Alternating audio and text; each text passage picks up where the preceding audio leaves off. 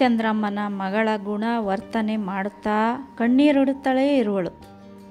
ಮನೆಯವರ್ಯಾರಿಗೇ ಆಗಲಿ ಊಟೋಪಚಾರವೇ ಬೇಡವಾಗಿದೆ. ಅವರಿಗೆ ಸಮಾಧಾನ ಹೇಳಿ ಸಂತೈಸುವವರಿಲ್ಲ. ಅಂದು ರಾತ್ರಿ 11 ಗಂಟೆಯವರೆಗೆ ದುಃಖಿಸುತ್ತಲೇ ಕುಳಿತಿದ್ದು ಅನಂತರ ಮಲಗಿದರು. ಮಕ್ಕಳಿಗೆ ನಿದ್ದೆ ಬಂದರೂ ದಂಪತಿಯರಿಗೆ ನಿದ್ದೆ ಬಾರದು. ಅಂದು ಸಾಯಂಕಾಲ ನಗರಕ್ಕೆ ಆಗಮಿಸಿರುವ ಭಂಡಾರಯ್ಯನು ಮಹಾಬಲಯ್ಯನ ಮನೆಯಲ್ಲಿ ನಡೆದ ದುರಂತ ಘಟನೆಯ ವಿವರವನ್ನೆಲ್ಲ ಕೇಳಿ ತಿಳಿದಿರುವನು. ತನ್ನನ್ನು ಗುರುತು ಪರಿಚಯವುಳ್ಳವರು ಕಂಡರೆ ಮಾತನಾಡಿಸಬಾರದೆಂದು ಮುಸ್ಲಿಂ ವೇಷ ತಾಳಿ ಬಂದಿರುವನು. ಅಂದಾನಪ್ಪನು ಬರೆದ ಕಾಗದ ಓದಿದ್ದರೂ ಆತನನ್ನು ಕಾಣಲು ಇಚ್ಛಿಸಲಿಲ್ಲ. ಮಹಾಬಲಯ್ಯನಿಗೆ ಅಂದಾನಪ್ಪನ ಮೇಲೆ ಸಂದೇಹ ಉಂಟಾಗಿದೆ ಎಂದು ಆತನಿಗೆ ತನಿಖೆಯಿಂದ ತಿಳಿದು ಬಂದಿದೆ. ಮಹಾಬಲಯ್ಯನ ಮನೆಯವರೆಲ್ಲರ ಮೇಲೆ ಮಂತ್ರಶಕ್ತಿಯ ಮಹಾಪ್ರಯೋಗ ನಡೆಸಿರುವುದರಿಂದ ಎಲ್ಲರೂ ದುರ್ಮರಣಕ್ಕೆ ಈಡಾಗುವರೆಂದು ನಂಬಿರುವನು. ಮಧ್ಯರಾತ್ರಿ ಕಳೆದ ನಂತರ ಶ್ರೀಧರನು ಇದ್ದಕ್ಕಿದ್ದ ಹಾಗೆ ವಿಕಾರ ಧ್ವನಿಯಲ್ಲಿ ಕಿರ್ಚಿಕೊಳ್ಳಲು ಆ ಕಿರುಚಾಟ ಕೇಳಿದ ದಂಪತಿಯರು ದಿಗ್ಭ್ರಮೆಗೊಂಡು ದೀಪ ಬೆಳಗಿಸಿ ಆತನಿದ್ದಲ್ಲಿಗೆ ಓಡಿ ಬಂದರು. ಮನೋಹರ ಪ್ರಭಾವತಿಯರೂ ಬೆಚ್ಚಿಬಿದ್ದು ಅಣ್ಣನಿಗೇನೋ ಆಯಿತೆಂದುಕೊಂಡು ಎದ್ದು ಬಂದರು. ಶ್ರೀಧರನು ಅಮ್ಮಯ್ಯ, ನೋವು ನೋವು, ನನ್ನಿಂದ ತಡೆಯುವುದಕ್ಕಾಗದು ಎಂದು ಚೀರಿ ಅಳುತ್ತಿದ್ದನು. ದಂಪತಿಯರು ಗಾಬರಿಯಾಗಿ ಅವನ ಶರೀರ ನೋಡಲು ಮೈತುಂಬ 8 ರೂಪಾಯಿ ಅಗಲದ ಬೊಬ್ಬೆಗಳು ಎದ್ದು ಕಾಣುತ್ತಿವೆ. ಇದೂ ಸಹ ಅಂದಾನಪ್ಪನ ಕೃತ್ಯವೇ ಎಂದುಕೊಂಡ ಮಹಾಬಲಯ್ಯನು ಮನೆ ವೈದ್ಯನಾದ ರಘುಪತಿಯನ್ನು ಕರೆಯಿಸಲು ಆತನು ಶ್ರೀಧರನ ಮೈ ಮೇಲೆ ಎದ್ದಿರುವ ಬೊಬ್ಬೆಗಳನ್ನು ನೋಡಿ ಆಶ್ಚರ್ಯಗೊಂಡು ತಕ್ಷಣ ಶಮನವಾಗುವಂತಹ ಇಂಜೆಕ್ಷನ್ ಕೊಟ್ಟ. ನೋವು ಹೆಚ್ಚಾಯಿತೇ ವಿನಃ ಕಡಿಮೆಯಾಗಲಿಲ್ಲ. ಮೈಯಲ್ಲಿ ಹುಟ್ಟಿದ ಕಾಯಿಲೆಯಾಗಿದ್ದರೆ ಶಮನವಾಗುತ್ತಿತ್ತು. ಮಂತ್ರಶಕ್ತಿಯ ಪ್ರಭಾವದಿಂದ ಉಂಟಾಗಿರುವ ರೋಗವಾಗಿರುವುದರಿಂದ ಡಾಕ್ಟರ್ ಇಂಜೆಕ್ಷನ್ ಮಣಿಯಲಿಲ್ಲ. ಶ್ರೀಧರನ ಕಿರುಚಾಟ ಇನ್ನೂ ಹೆಚ್ಚಾಯಿತು. ಡಾಕ್ಟರ್ ಚಿಕಿತ್ಸೆಗೆ ಮಣಿಯದೆಂದುಕೊಂಡ ಮಹಾಬಲಯ್ಯನು ಮನೋಹರನ ಮೂಲಕ ಜುಂಗಾಡಯ್ಯನನ್ನು ಕರೆಯಿಸಿದ. ಆತನು ಬಂದು ಶ್ರೀಧರನ ಪರಿಸ್ಥಿತಿ ನೋಡಿ ತಾಮ್ರದ ಗಿಂಡಿಯಲ್ಲಿ ನೀರು ತರಿಸಿಕೊಂಡು ಮಂತ್ರಿಸಿ ಆತನಿಗೆ ಬಲವಂತದಿಂದ ಕುಡಿಸಿ ಮೈಮೇಲೆ ಸಿಂಪಳಿಸಿದ. ಉರಿ ಕಡಿಮೆಯಾದರೂ ಪೂರ್ಣ ಶಾಂತಿಯಾಗದಿರುವುದರಿಂದ ನರಳುತ್ತಲೇ ಇರುವನು. ಜೇಬಿನಿಂದ ತಾಯಿತ ತೆಗೆದ ಜುಂಗಾಡಪ್ಪನು ಶ್ರೀಧರನ ಕೊರಳಿಗೆ ಕಟ್ಟಲು ಬೊಬ್ಬೆಗಳು ಹಾಗೆಯೇ ಇದ್ದರೂ ಉರಿ ಕಡಿಮೆಯಾಯಿತು. ವಿಷಯ ತಿಳಿದ ಜುಂಗಾಡಪ್ಪನು ಮಾಟದ ಶಕ್ತಿ ನಡೆದಿದೆ ಎಂದು ಮನೆಗೆ ದಿಗ್ಬಂಧನೆ ಮಾಡಿಸುವಂತೆ ಹೇಳಿದ. ಮಾಡುವಂತೆ ಮಹಾಬಲಯ್ಯನು ಹೇಳುತ್ತಿದ್ದ ಹಾಗೆ ಶ್ರೀಧರನು ಕೊರಳಲ್ಲಿದ್ದ ತಾಯಿತವನ್ನು ಕಿತ್ತೆಸೆದು ಓ ಎಂದು ಅಬ್ಬರಿಸುತ್ತಾ ಕಿರುಚತೊಡಗಿದ. ಜುಂಗಾಡಯ್ಯನು ಅದೇ ತಾಯಿತವನ್ನು ಪುನಃ ಅವನ ಕೊರಳಿಗೆ ಕಟ್ಟಿ 2 ಕೈಗಳನ್ನು ಬೆನ್ನ ಹಿಂದೆ ಜೋಡಿಸಿ ಹಗ್ಗದಿಂದ ಬಿಗಿದ. ರಘುಪತಿಯು ಬೆರಗಾಗಿ ನೋಡುತ್ತಿರುವನು. ಮಂತ್ರ, ಯಂತ್ರ, ಮಾಟ ಇದೇ ಮೊದಲಾದವು ಜನಗಳ ಮೂಢನಂಬಿಕೆ ಎಂದು ಭಾವಿಸಿದ್ದ. ಈಗ ಶ್ರೀಧರನ ಪರಿಸ್ಥಿತಿ, ಜುಂಗಾಡಯ್ಯನ ಕಾರ್ಯಚಟುವಟಿಕೆ ನೋಡಿ ತನ್ನ ಭಾವನೆಗೆ ತರ್ಪಣ ನೀಡುವಂತಾಯಿತು. ದಿಗ್ಬಂಧನೆ ಮಂತ್ರ ಪಠಿಸುತ್ತಾ ಮನೆಯ ಸುತ್ತ ದಿಗ್ಬಂಧನೆ ಮಾಡಿ ಮಂತ್ರದ ನೀರನ್ನು ಮನೆಯ ಸುತ್ತಲೂ ಹಾಕಿದ ಜುಂಗಾಡಯ್ಯನು, ಬೆಳಗ್ಗೆ ಮನೆ ಬಳಿಗೆ ಬನ್ನಿ, ಬರುವಾಗ 4 ಹೊಸ ಕುಡಿಕೆಗಳನ್ನು ತನ್ನಿ, ಅದರೊಳಗೆ ಮಂತ್ರಸಹಿತ ವಸ್ತುಗಳನ್ನು ಹಾಕಿ ಕೊಡ್ತೇನೆ, ಅವುಗಳನ್ನು ಮನೆಯ ಹೊರಭಾಗ 4 ಮೂಲೆಗಳಲ್ಲಿ ಹೂಳಿ, ಆಮೇಲೆ ನಿಮಗೆ ಏನೂ ತೊಂದರೆ ಬಾರದು ಎಂದು ಮಹಾಬಲಯ್ಯನನ್ನು ಉದ್ದೇಶಿಸಿ ಹೇಳಿದ. ಇವನ ಬಂಧನ ಹೀಗೆ ಇರಬೇಕೇ? ಇರಲಿ, ಹಾಸಿಗೆ ಮೇಲೆ ಹೀಗೆ ಮಲಗಿಸಿ, ತಾಯಿತದ ಪ್ರಭಾವದಿಂದ ಹಿಡಿದಿರುವ ಗ್ರಹ ಬಿಟ್ಟು ಹೋಗುತ್ತೆ. ಭೀತಿ ಕಳವಳದಿಂದ ಸಂಪೂರ್ಣವಾಗಿ ನಿವಾರಣೆಯಾಗದಿರುವ ಮಹಾಬಲಯ್ಯನು ಮೌನವಾಗಿ ತಲೆಯಾಡಿಸಿದ. ಬೆಳಗ್ಗೆ ತಪ್ಪದೇ ಬನ್ನಿರೆಂದು ಹೇಳಿದ ಜುಂಗಾಡಯ್ಯನು ಹಿಂದಿರುಗಿದ. ಇಂತಹ ವಿಚಿತ್ರವನ್ನು ನಾನೆಲ್ಲಿಯೂ ನೋಡಲಿಲ್ಲ. ದೆವ್ವಗಳು ವಿಲಕ್ಷಣ ಕಥೆಗಳನ್ನು ಕೇಳಿದ್ದೇನಾದರೂ ಅವೆಲ್ಲ ಜಾನಪದ ಕಥೆಗಳೆಂದು ತಿಳಿದಿದೆ. ಈಗ ಪ್ರತ್ಯಕ್ಷ ನೋಡಿದಂತಾಯಿತು. ತುಂಬ ವಿಚಿತ್ರವಾಗಿದೆ. ಜುಂಗಾಡಯ್ಯನು ಹಿಂದಿರುಗಿದ ನಂತರ ರಘುಪತಿಯು ಆಶ್ಚರ್ಯದ ಧ್ವನಿಯಲ್ಲಿ ಹೇಳಿದ, ಚಿಂತೆಯ ಮಹಾಸಾಗರದಲ್ಲಿ ಮೀಯುತ್ತಿರುವ ಮಹಾಬಲೆಯನ್ನು ಮೌನವಾಗಿ ತಲೆಯಾಡಿಸಿದನೇ ವಿನಃ ತನ್ನ ಪ್ರತಿಕ್ರಿಯೆ ಏನೂ ತೋರಲಿಲ್ಲ. ಪ್ರಾಣಾಪಾಯವೇನೂ ಸಂಭವಿಸುವುದಿಲ್ಲವೆಂದು ಅಭಯವಿತ್ತ ರಘುಪತಿಯು ಹಿಂದಿರುಗಿದ.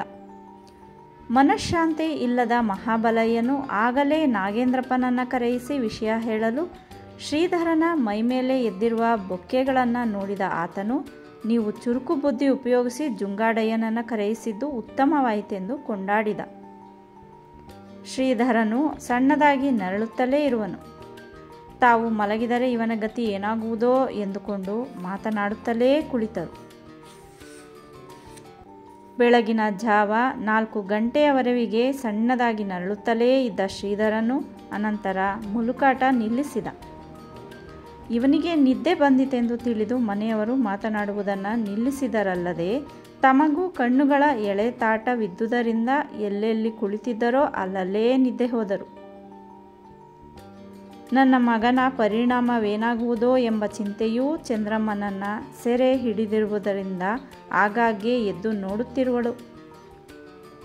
ಬೆಳಗಾದ ನಂತರ ಮಹಾಬಲಯ್ಯನು ಶ್ರೀಧರನನ್ನು ಎಚ್ಚರಿಕೆಯಿಂದ ನೋಡಿಕೊಂಡಿರುವಂತೆ ಮನೆಯವರೊಡನೆ ಹೇಳಿ ನಾಗೇಂದ್ರಪ್ಪನನ್ನು ಕರೆದುಕೊಂಡು ರಿಕ್ಷಾದಲ್ಲಿ ಮಾರ್ಕೆಟಿಗೆ ಹೋಗಿ 4 ಹೊಸ ಕುಡಿಕೆಗಳನ್ನು ಕೊಂಡು ಬಳಿಕ ಜುಂಗಾಡಯ್ಯನಲ್ಲಿಗೆ ಹೊರಟ.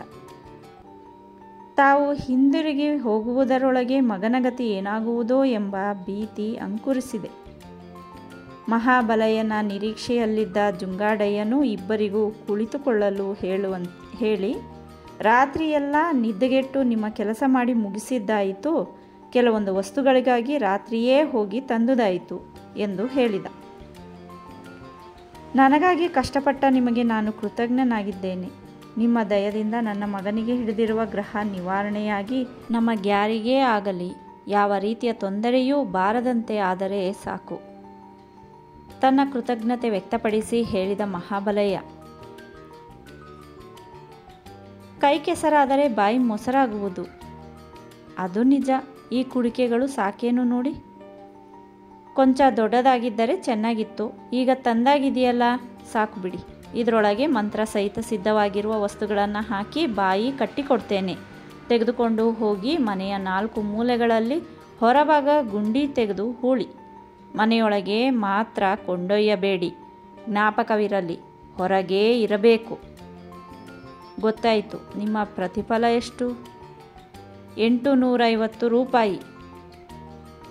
ರೂಪಾಯಿ ಕೊಡುವುದು ಹೆಚ್ಚಲ್ಲ. ನೀವು ಕೇಳಿದಷ್ಟು ಹಣ ಕೊಡ್ತೇನೆ. ಮುಂದೆ ಈ ತರಹದ ಯಾವ ತೊಂದರೆಯೂ ಬರಬಾರದು, ತಿಳಿದಿರಿ.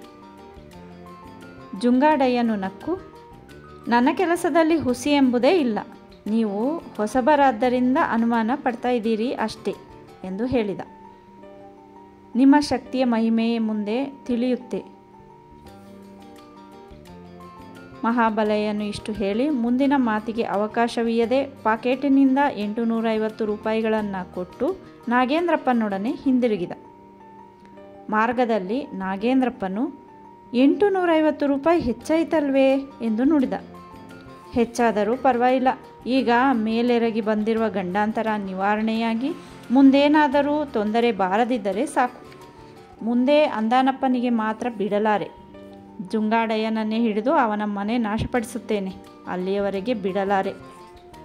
ಸಿಟ್ಟಿನ ಆವೇಶದಲ್ಲಿ ಹೇಳಿದ ಮಹಾಬಲಯ್ಯ. ಮಾತನಾಡುತ್ತಲೇ ಮನೆ ಹತ್ತಿರ ಬಂದರು. ತಂದೆಯ ಆಜ್ಞೆಯಂತೆ ಮನೋಹರನು ಕೂಲಿಯಾಳನ್ನು ಕರೆದುಕೊಂಡು ಬರಲು ಆತನು ಮಹಾಬಲಯ್ಯನು ಹೇಳಿದಂತೆ ಮನೆಯ 4 ಮೂಲೆಗಳಲ್ಲಿ ಗುಂಡಿ ತೋಡಿದ. ಆ ಗುಂಡಿಗಳಲ್ಲಿ ಕುಡಿಕೆಗಳನ್ನಿಟ್ಟು ಮಣ್ಣು ಮುಚ್ಚಿ ಅದರ ಮೇಲೆ ಕಲ್ಲುಗಳನ್ನು ಇಟ್ಟರು.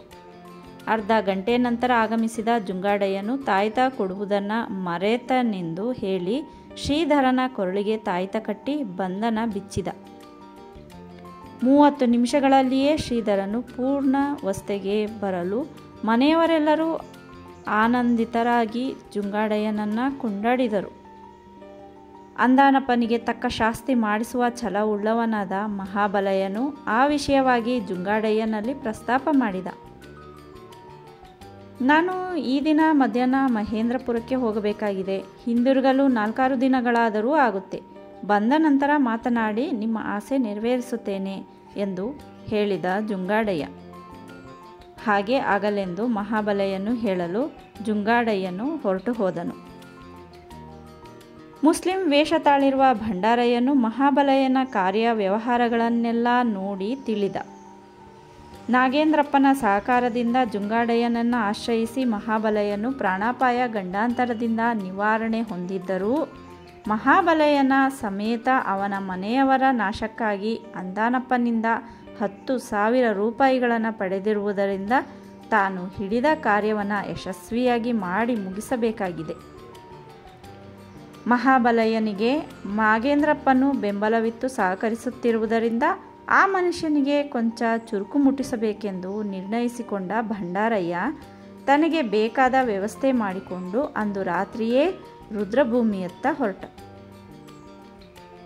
ಶಾಸ್ತ್ರ ರೀತಿಯ ಔಪಾಸನೆಯಿಂದ ಪ್ರಬಲ ಶಕ್ತಿಯನ್ನು ತನ್ನ ಅಧೀನದಲ್ಲಿ ಇರಿಸಿಕೊಂಡಿರುವುದರಿಂದ ಎಂತಹ ಮಹಾ ಕಾರ್ಯವಾದರೂ ಸಾಧಿಸಬಲ್ಲ ಧೈರ್ಯೋತ್ಸಾಹ ಭಂಡಾರಯ್ಯನಲ್ಲಿ ಇದೆ. ವರ್ಷಕ್ಕೊಂದು ಬಾರಿ ಆ ಶಕ್ತಿಗೆ ಮಹಾಪೂಜೆ ಮಾಡಿ 2 ಕಾಲು 4 ಕಾಲಿನ ಪ್ರಾಣಿಗಳನ್ನು ಬಲಿಯಾಗಿ ಅರ್ಪಿಸುತ್ತಾ ಬಂದಿರುವುದರಿಂದ ಅವನಿಗೆ ಯಾವ ವಿಧದಲ್ಲೂ ತೊಂದರೆ ಬಾರದಂತೆ ಇದೆ. ಯಾವ ವೇಳೆಯಲ್ಲಿ ಭಂಡಾರಯ್ಯನು ಮಸಣಕ್ಕೆ ಹೊರಟನೋ ಆ ವೇಳೆಯಲ್ಲಿ ನಾಗೇಂದ್ರಪ್ಪನಾದಿಯಾಗಿ ಅವನ ಮನೆಯವರೆಲ್ಲರೂ ನಿದ್ರಾದೇವಿಯ ಮಡಲಿನಲ್ಲಿ ಇದ್ದರು. 11 ಗಂಟೆಯ ಸಮಯವಾಗಿರುವುದರಿಂದ ನಗರದಲ್ಲಿ ನಿಶ್ಶಬ್ದತೆಯು ತಲೆ ಹಾಕಿದೆ. ಆ ಸಮಯದಲ್ಲಿ ನಾಗೇಂದ್ರಪ್ಪನ ಮಹಡಿಯ ಮೇಲೆ ಡಬಡಬನೆಂದು ಒಂದೇ ಸಮನಾಗಿ ಕಲ್ಲಿನ ಸುರಿಮಳೆಯಾಯಿತು. ಆ ಮನೆಯವರೆಲ್ಲರಿಗೂ ನಿದ್ರಾಭಂಗವಾಯಿತಲ್ಲದೆ ಹಲವರು ಬೆಚ್ಚಿ ಬಿದ್ದರು.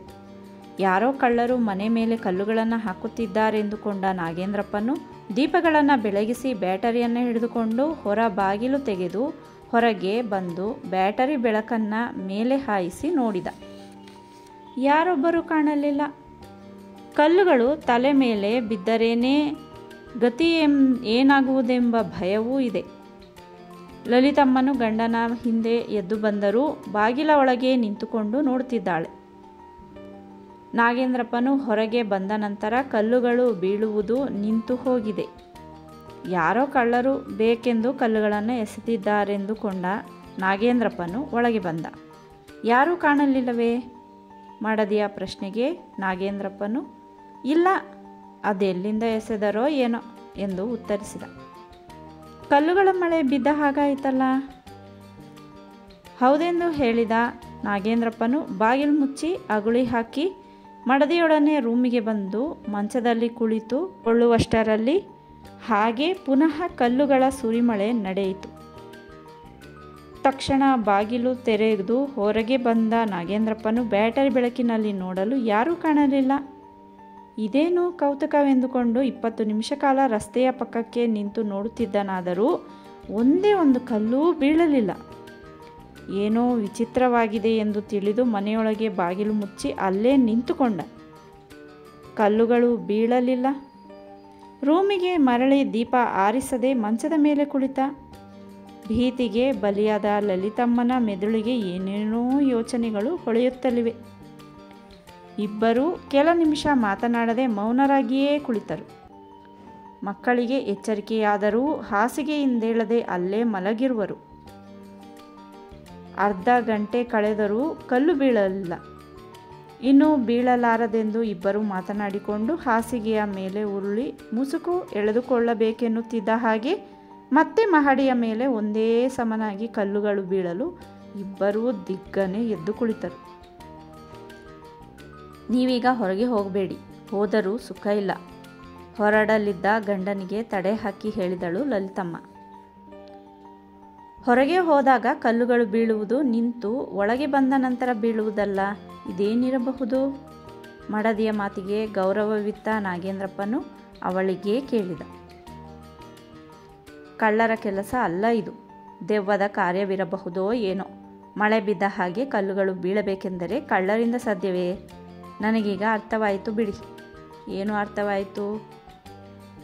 ಮಹಾಬಲಣ್ಣನಿಗೆ ನೀವು ಬೆಂಬಲವಾಗಿ ನಿಂತಿರುವುದು ಅವನ ಮೇಲೆ ನಡೆಯಿಸಿದ ಮಾಟದ ಶಕ್ತಿಯು ನಮ್ಮ ಮೇಲೆ ತಿರುಗಿದೆ. ನನಗೇನೋ ಹಾಗೆ ತೋರುತ್ತೆ. ಅವರವರು ಹೇಗಾದರೂ ಹೊಡೆದಾಡಿಕೊಳ್ಳಲೆಂದು ಸುಮ್ಮನಿರೋದು ಬಿಟ್ಟು ಜೊತೆಯಲ್ಲೇ ಓಡಾಡಿಕೊಂಡಿದ್ದು ಸಲಹೆ ಸೂಚನೆಗಳನ್ನಿತ್ತಿರಿ. ಈಗ ನೋಡಿ, ಹಾದಿಲಿ ಹೋಗೋ ಮಾರಿನ ಮನೆಗೆ ಬಂದು ಹೋಗೆಂದು ಹೇಳಿದಂತಾಗಿದೆ. ಈಗ ಮನೆ ಮೇಲೆ ಕಲ್ಲುಗಳು ಬಿದ್ದುವು, ಮುಂದೇನಾಗುವುದೋ ಏನೋ. ಸತಿಯ ಅರ್ಥಗರ್ಭಿತವಾದ ಮಾತು ಪತಿಯ ಮನಸ್ಸನ್ನು ಪರಿವರ್ತನೆಗೊಳಿಸಿತು. ಮಹಾಬಲಯ್ಯನ ಜೊತೆ ಓಡಾಡಿಕೊಂಡಿರುವುದನ್ನು ಕಂಡ ಅಂದಾನಪ್ಪನು ತನ್ನ ಮೇಲೆ ಕ್ರೋಧ ತಾಳಿ ಮಂತ್ರವಾದಿಯೊಡನೆ ವಿಷಯ ಹೇಳಿ ಈ ಕಾರ್ಯ ಮಾಡಿಸುತ್ತಿರಬಹುದು ಎಂದುಕೊಂಡ. ಈಗ ಏಕಾಏಕಿ ಮಹಾಬಲಯ್ಯನನ್ನು ದೂರ ಮಾಡುವುದಕ್ಕೂ ಆಗದು. ಏನಾದರೊಂದು ನೆವ ಕಲ್ಪಿಸಿ ಕೆಲವು ದಿನಗಳು ಪರ ಊರಿಗೆ ಹೋಗಿ ಬಂದರಾಯಿತೆಂದುಕೊಂಡ. ಮಡದಿಯೊಡನೆ ತನ್ನ ಅಭಿಪ್ರಾಯ ಹೇಳಲು ಆಕೆಯು ಹಾಗೆ ಮಾಡುವುದೇ ಸರಿ ಎಂದಳು. ಮಹಾಬಲಯ್ಯನಿಗೆ ಬೆಂಬಲವಿದ್ದುದರಿಂದ ನಮ್ಮ ಮನೆಯ ಮೇಲೆ ಕಲ್ಲುಗಳು ಬೀಳುವುದೆಂದು ಊಹಿಸಿಯೇ ಇರಲಿಲ್ಲ. ನೀವು ಅವನಿಗೆ ಬೆಂಬಲವಾಗಿ ನಿಂತಿರಿ. ನಮಗ್ಯಾರು ಬೆಂಬಲಿಗರಿದ್ದಾರೆ ಹೇಳಿ? ಮನೆಯ ಮೇಲೆ ಕಲ್ಲುಗಳು ಬಿದ್ದುದರಿಂದ ಹೇಗೋ ಉಳಿದುಕೊಂಡೆವು. ಒಳಗೆ ಬಿದ್ದಿದರೆ ನಮ್ಮ ಗತಿ ಏನಾಗುತ್ತಿತ್ತು? ಲಲಿತಮ್ಮನ ಮಾತು ಮುಗಿಯುವುದೇ ತಡ. ಅಡಿಗೆ ಮನೆಯಲ್ಲಿ ಹಲಗೆ ಮೇಲೆ ಸಾಲಾಗಿ ಜೋಡಿಸಿದ ಹಿತ್ತಾಳೆ, ತಾಮ್ರ ಮತ್ತು ಸ್ಟೀಲಿನ ಪಾತ್ರೆ, ತಟ್ಟೆಗಳು ದಬದಬನೆಂದು ನೆಲದ ಮೇಲೆ ಬಿದ್ದುವು. ಆ ಶಬ್ದಕ್ಕೆ ದಂಪತಿಯರು ಗಾಬರಿಗೊಂಡರು. ಮಲಗಿದ್ದ ಮಕ್ಕಳು ಬೆಚ್ಚಿ ಬಿದ್ದು ಎದ್ದು ಕುಳಿತರು. ರೂಮಿನಿಂದ ಹೊರಗೆ ಬಂದ ನಾಗೇಂದ್ರಪ್ಪನು ದೀಪ ಬೆಳಗಿಸಿ ಭೀತಿಯ ಹೃದಯದೊಡನೆ ಅಡಿಗೆ ಮನೆ ಬಾಗಿಲ ಹತ್ತಿರ ನಿಂತು ಒಳಗೆ ದೃಷ್ಟಿ ಹಾಯಿಸಿ ನೋಡಲು ಒಂದೇ ಒಂದು ಪಾತ್ರೆಯೂ ಕೆಳಗೆ ಬಿದ್ದಿಲ್ಲ. ನಾಗೇಂದ್ರಪ್ಪನಿಗೆ ಉಂಟಾದ ಆಶ್ಚರ್ಯಕ್ಕೆ ಆದಿ ಅಂತ್ಯವೇ ಇಲ್ಲವಾಯಿತು. ಹಿಂದಿನಿಂದ ಬಂದ ಲಲಿತಮ್ಮನೂ ಆಕೆಯ ಮಕ್ಕಳು ಅಡಿಗೆ ಮನೆಯ ವಾತಾವರಣ ನೋಡಿ ಸ್ತಂಭೀಭೂತರಾದರು. ದೆವ್ವದ ಚೇಷ್ಟೆಯೇ ಎಂದು ದಂಪತಿಯರ ಮನಗಳಿಗೆ ವೇದ್ಯವಾಯಿತು. ಮಕ್ಕಳ ಎದುರಿಗೆ ಮಾತನಾಡಿದರೆ ಭಯ ಪಡುತ್ತಾರೆಂದುಕೊಂಡ ಲಲಿತಮ್ಮನು, ಪಕ್ಕದ ಮನೆಯಲ್ಲಿ ಪಾತ್ರೆಗಳು ಉರುಳಿ ಬಿದ್ದವೋ ಏನೋ, ನಮ್ಮ ಮನೆಯಲ್ಲೇ ಬಿದ್ದ ಹಾಗೆ ಶಬ್ದವಾಗಿದೆ, ಇಲ್ಲೇನೂ ಆಗಿಲ್ಲ, ದೀಪ ಆರಿಸಿ ಮಲಗಿಕೊಳ್ಳಿ ಎಂದು ಮಕ್ಕಳನ್ನು ಉದ್ದೇಶಿಸಿ ಹೇಳಿದಳು. ನಾಗೇಂದ್ರಪ್ಪನು ಹೆಂಡತಿಯ ಮುಖ ನೋಡಲು ಆತನಿಗೆ ಮಾತನಾಡಬಾರದೆಂದು ಸನ್ನೆ ಮಾಡಿ ರೂಮಿಗೆ ಕರೆದುಕೊಂಡು ಬಂದಳು. ರೂಮಿನ ಬಾಗಿಲು ಮುಚ್ಚಿ ಮಂಚದ ಮೇಲೆ ಕುಳಿತ ನಂತರ ಪಿಸುಮಾತಿನಲ್ಲಿ ಲಲಿತಮ್ಮ ಹೇಳುತ್ತಾರೆ, ನೋಡಿದ್ರಾ ಹೇಗಿದೆ? ಪಾತ್ರೆಗಳು ಬಿದ್ದ ಹಾಗೆ ಶಬ್ದ ಬಂದರೂ ಒಂದು ಪಾತ್ರೆಯೂ ಬಿದ್ದಿಲ್ಲ. ನಿಮ್ಮ ಗೆಳೆಯರಿಗೆ ಬೆಂಬಲ ನೀಡಿದ್ದರಿಂದ ಆ ಮಾಟ ನಮ್ಮ ಮೇಲೆ ತಿರುಗಿದೆ. ಮಕ್ಕಳಿಗೆ ತಿಳಿದರೆ ಭಯಪಡುತ್ತಾರೆಂದು ಆ ರೀತಿ ಹೇಳಿದೆ. ನನಗೇನೋ ಭಯವಾಗುತ್ತೆ. ನಾವು ಮಕ್ಕಳು ಮರಿ ಉಳ್ಳವರು. ಹೆಚ್ಚು ಕಡಿಮೆಯಾದರೆ ನಮ್ಮ ಗತಿಯನ್ನು ಹೇಳಿ? ಮುಂದೇನು ಗಂಡಾಂತರ ಸಂಭವಿಸುವುದೋ ಎಂದು ಹೃದಯ ಕಂಪಿಸುತ್ತಿದೆ ಎಂದಳು. ಮಹಾಬಲಯ್ಯನ ಮನೆಯ ಘಟನೆಯನ್ನು ಮೆಲುಕು ಹಾಕಿದ ನಾಗೇಂದ್ರಪ್ಪನಿಗೆ ನಿಜವಾಗಿ ಭಯವಾಯಿತು. ಜುಂಗಾಡಯ್ಯನು ಮಹೇಂದ್ರಪುರದಿಂದ ಬಂದ ನಂತರ ವಿಷಯ ಹೇಳಿ ಮನೆಗೆ ದಿಗ್ಬಂಧನೆ ಮಾಡಿಸಬೇಕೆಂದು ನಿರ್ಣಯ ಮಾಡಿಕೊಂಡು ಸತಿಯೊಡನೆ ವಿಷಯ ಹೇಳಿ ಧೈರ್ಯವಿತ್ತ. ಆ ರಾತ್ರಿಯೆಲ್ಲ ದಂಪತಿಯರಿಗೆ ನಿದ್ದೆ ಇಲ್ಲ. ಬೆಳಗಾದ ನಂತರ ದಂಪತಿಯರು ಮಹಡಿಯ ಮೇಲೇರಿ ನೋಡಲು ಮೇಲೆ ಒಂದು ಕಲ್ಲೂ ಸಹ ಕಾಣಲಿಲ್ಲ. ಜುಂಗಾಡಯ್ಯನು ಹಿಂದಿರುಗಿ ಬರಲು 1 ವಾರ ಆಗುತ್ತೆ ಅಂತ ಹೇಳಿದಿರಿ. ಅವನು ಬರುವುದರೊಳಗೆ ಇನ್ನೇನು ಅನಾಹುತ ನಡೆಯುವುದೋ ಏನೋ. ಆತನು ಬರುವುದನ್ನು ಕಾಯದೆ ಬೇರೆ ಮಂತ್ರವಾದಿಯನ್ನಾದರೂ ಕರೆದುಕೊಂಡು ಬಂದು ಬಂದೋಬಸ್ತು ಮಾಡಿಸಿ. ಎಷ್ಟು ಬೇಗ ಮಾಡಿಸುವಿರೋ ಅಷ್ಟು ಒಳ್ಳೆಯದು. ಮಕ್ಕಳ ಮುಂದೆ ಮಾತ್ರ ಏನೂ ನಡೆದಿಲ್ಲ ಎಂಬಂತೆ ಇರಬೇಕು. ಲಲಿತಮ್ಮನು ತನ್ನ ಅಭಿಪ್ರಾಯ ತಿಳಿಸಿದಳು. ಹಾಗೆ ಮಾಡುವೆನೆಂದು ಭರವಸೆಯಿತ್ತ ನಾಗೇಂದ್ರಪ್ಪನು 8 ಗಂಟೆಯ ನಂತರ ಮನೆಯಿಂದ ಹೊರಟ. ಮಹಾಬಲಯ್ಯನಲ್ಲಿಗೆ ಹೋಗಿ ಅಲ್ಲಿ ಏನೊಂದು ಮಾತು ಆಡದೆ ನೇತಾಜಿ ಉದ್ಯಾನವನದ ಬಳಿಗೆ ಕರೆದುಕೊಂಡು ಬಂದು ನಿರ್ಜನ ಪ್ರದೇಶದಲ್ಲಿ ಕುಳಿತು ತನ್ನ ಮನೆಯಲ್ಲಿ ನಡೆದ ವಿಲಕ್ಷಣ ಪ್ರವರ ಹೇಳಿದ. ಮಹಾಬಲಯ್ಯನ ಸಹವಾಸದಿಂದ ದೂರ ಇರಬೇಕೆಂದು ಲಲಿತಮ್ಮನು ಹೇಳಿದ್ದರೂ ನಾಗೇಂದ್ರಪ್ಪನ ಮನಸ್ಸು ಒಪ್ಪದಂತಿದೆ. ಮಡದಿಯ ಮನಸ್ಸಿಗೆ ನೋವಾಗಬಾರದೆಂದು ಒಪ್ಪದಂತೆ ನಟಿಸಿ ಬೆಳಕಾದ ನಂತರ ಮಹಾಬಲಯ್ಯನಲ್ಲಿಗೆ ಬಂದಿರುವನು. ವಿಷಯ ಕೇಳಿ ಸೋಜಿಗನಾದ ಮಹಾಬಲಯ್ಯನು, ತುಂಬ ಆಶ್ಚರ್ಯವಾಗಿದೆಯಲ್ಲ ಎಂದ. ನಿಜವಾಗಿ ಆಶ್ಚರ್ಯವೇ. ನಿಮಗೆ ಬೆಂಬಲವಿತ್ತು ಸಹಕರಿಸಿದ್ದರಿಂದ ಆ ಮಾಟದ ಪ್ರಯೋಗ ನಮ್ಮ ಮೇಲೆ ತಿರುಗಿದೆ. ಮುಚ್ಚುಮರೆ ಇಲ್ಲದೆ ಹೇಳಿದ ನಾಗೇಂದ್ರಪ್ಪ. ಆ ಕಾರಣ ನನ್ನ ಮೇಲೆ ಬೇಸರ ಉಂಟಾಗಿದೆಯೇ? ಬೇಸರಗೊಂಡಿದ್ರೆ ಇಲ್ಲಿಗೆ ಬರುವುದು ಇರುತ್ತಿತ್ತೇ? ನನ್ನಿಂದ ನಿಮಗೆ ತೊಂದರೆಯಾಯಿತು, ನನ್ನ ಕಷ್ಟ ನಿವಾರಣೆಯಾಯಿತೆಂದು ನಾನು ನಿಮ್ಮ ಬಗ್ಗೆ ಉದಾಸೀನ ತೋರುವುದಿಲ್ಲ. ನನಗಾಗಿ ನೀವು ಹೆಚ್ಚಿನ ಶ್ರಮ ವಹಿಸಿದ್ದೀರಿ. ನಿಮ್ಮ ಕಷ್ಟವೇ ನನ್ನ ಕಷ್ಟವೆಂದು ಭಾವಿಸುತ್ತೇನೆ. ನಿಮ್ಮೆಲ್ಲರ ರಕ್ಷಣೆಗೆ ಬೇಕಾದ ವ್ಯವಸ್ಥೆ ಮಾಡಿಸುವ ಜವಾಬ್ದಾರಿ ನನಗಿರಲಿ. ಅದು ತಪ್ಪಿ ಹಣವಿದ್ದಾಗ ಆಶ್ರಯಿಸಿ ಇಲ್ಲದಾಗ ದೂರುವುದು ಮಾನವ ಲಕ್ಷಣವಲ್ಲ. ಮಹಾಬಲಯ್ಯನ ಆಡಿದ ಮಾತು ಕೇಳಿದ ನಾಗೇಂದ್ರಪ್ಪನು ಬೆರಗಾಗಿ ತಲೆದೂಗಿದ. ತನಗೆ ಬೆಂಬಲವಾಗಿ ಈ ಮಾತು ಹೇಳುವೆನೆಂದು ಊಹಿಸಿಯೇ ಇರಲಿಲ್ಲ. ಜುಂಗಾಡಯ್ಯನು ಊರಿನಲ್ಲಿಲ್ಲವಲ್ಲ, ಅವನು ಬರುವವರೆಗೆ ಕಾಯಲಾಗುವುದೇ? ಆವರೆವಿಗೆ ಇನ್ನೇನು ತೊಂದರೆಗಳು ಸಂಭವಿಸುವುದೋ ಏನೋ. ಹೆಂಡತಿ ಮಕ್ಕಳು ಭೀತಿಯಿಂದ ತರಗುಟ್ಟುತ್ತಿದ್ದಾರೆ. ಜುಂಗಾಡಯ್ಯನಿಗೆ ಕಾಯುವುದೇಕೆ? ಪಂಜಿನಪುರಕ್ಕೆ ಹೋಗಿ ಭಂಡಾರಯ್ಯನನ್ನು ಹಿಡಿದು ನಮ್ಮ ಅಹವಾಲು ಹೇಳಿ ರಕ್ಷಣೆ ಮಾಡಿಸಿಕೊಳ್ಳೋಣ. ಆಮೇಲೆ ಅಂದಾನಪ್ಪನನ್ನು ವಿಚಾರಿಸಿಕೊಳ್ಳುವುದು ಇದ್ದೇ ಇದೆ. ಏನಾದರೂ ಸರಿ, ಅವನನ್ನು ಭೂಗತ ಮಾಡುವವರೆಗೆ ಬಿಡಲಾರೆ. ಅವನು ನನ್ನ ಮಗಳನ್ನು ಬಲಿ ತೆಗೆದುಕೊಂಡ. ನಾನು ಅವನ ಮನೆಯವರೆಲ್ಲರನ್ನೂ ಬಲಿ ತೆಗೆದುಕೊಳ್ಳದೆ ಬಿಡುವುದಿಲ್ಲ. ಸೇಡಿನ ಆವೇಶದಲ್ಲಿ ಹೇಳಿದ ಮಹಾಬಲಯ್ಯನ ಕಣ್ಣುಗಳು ಕೆಂಪು ವರ್ಣ ತಾಳಿವೆ.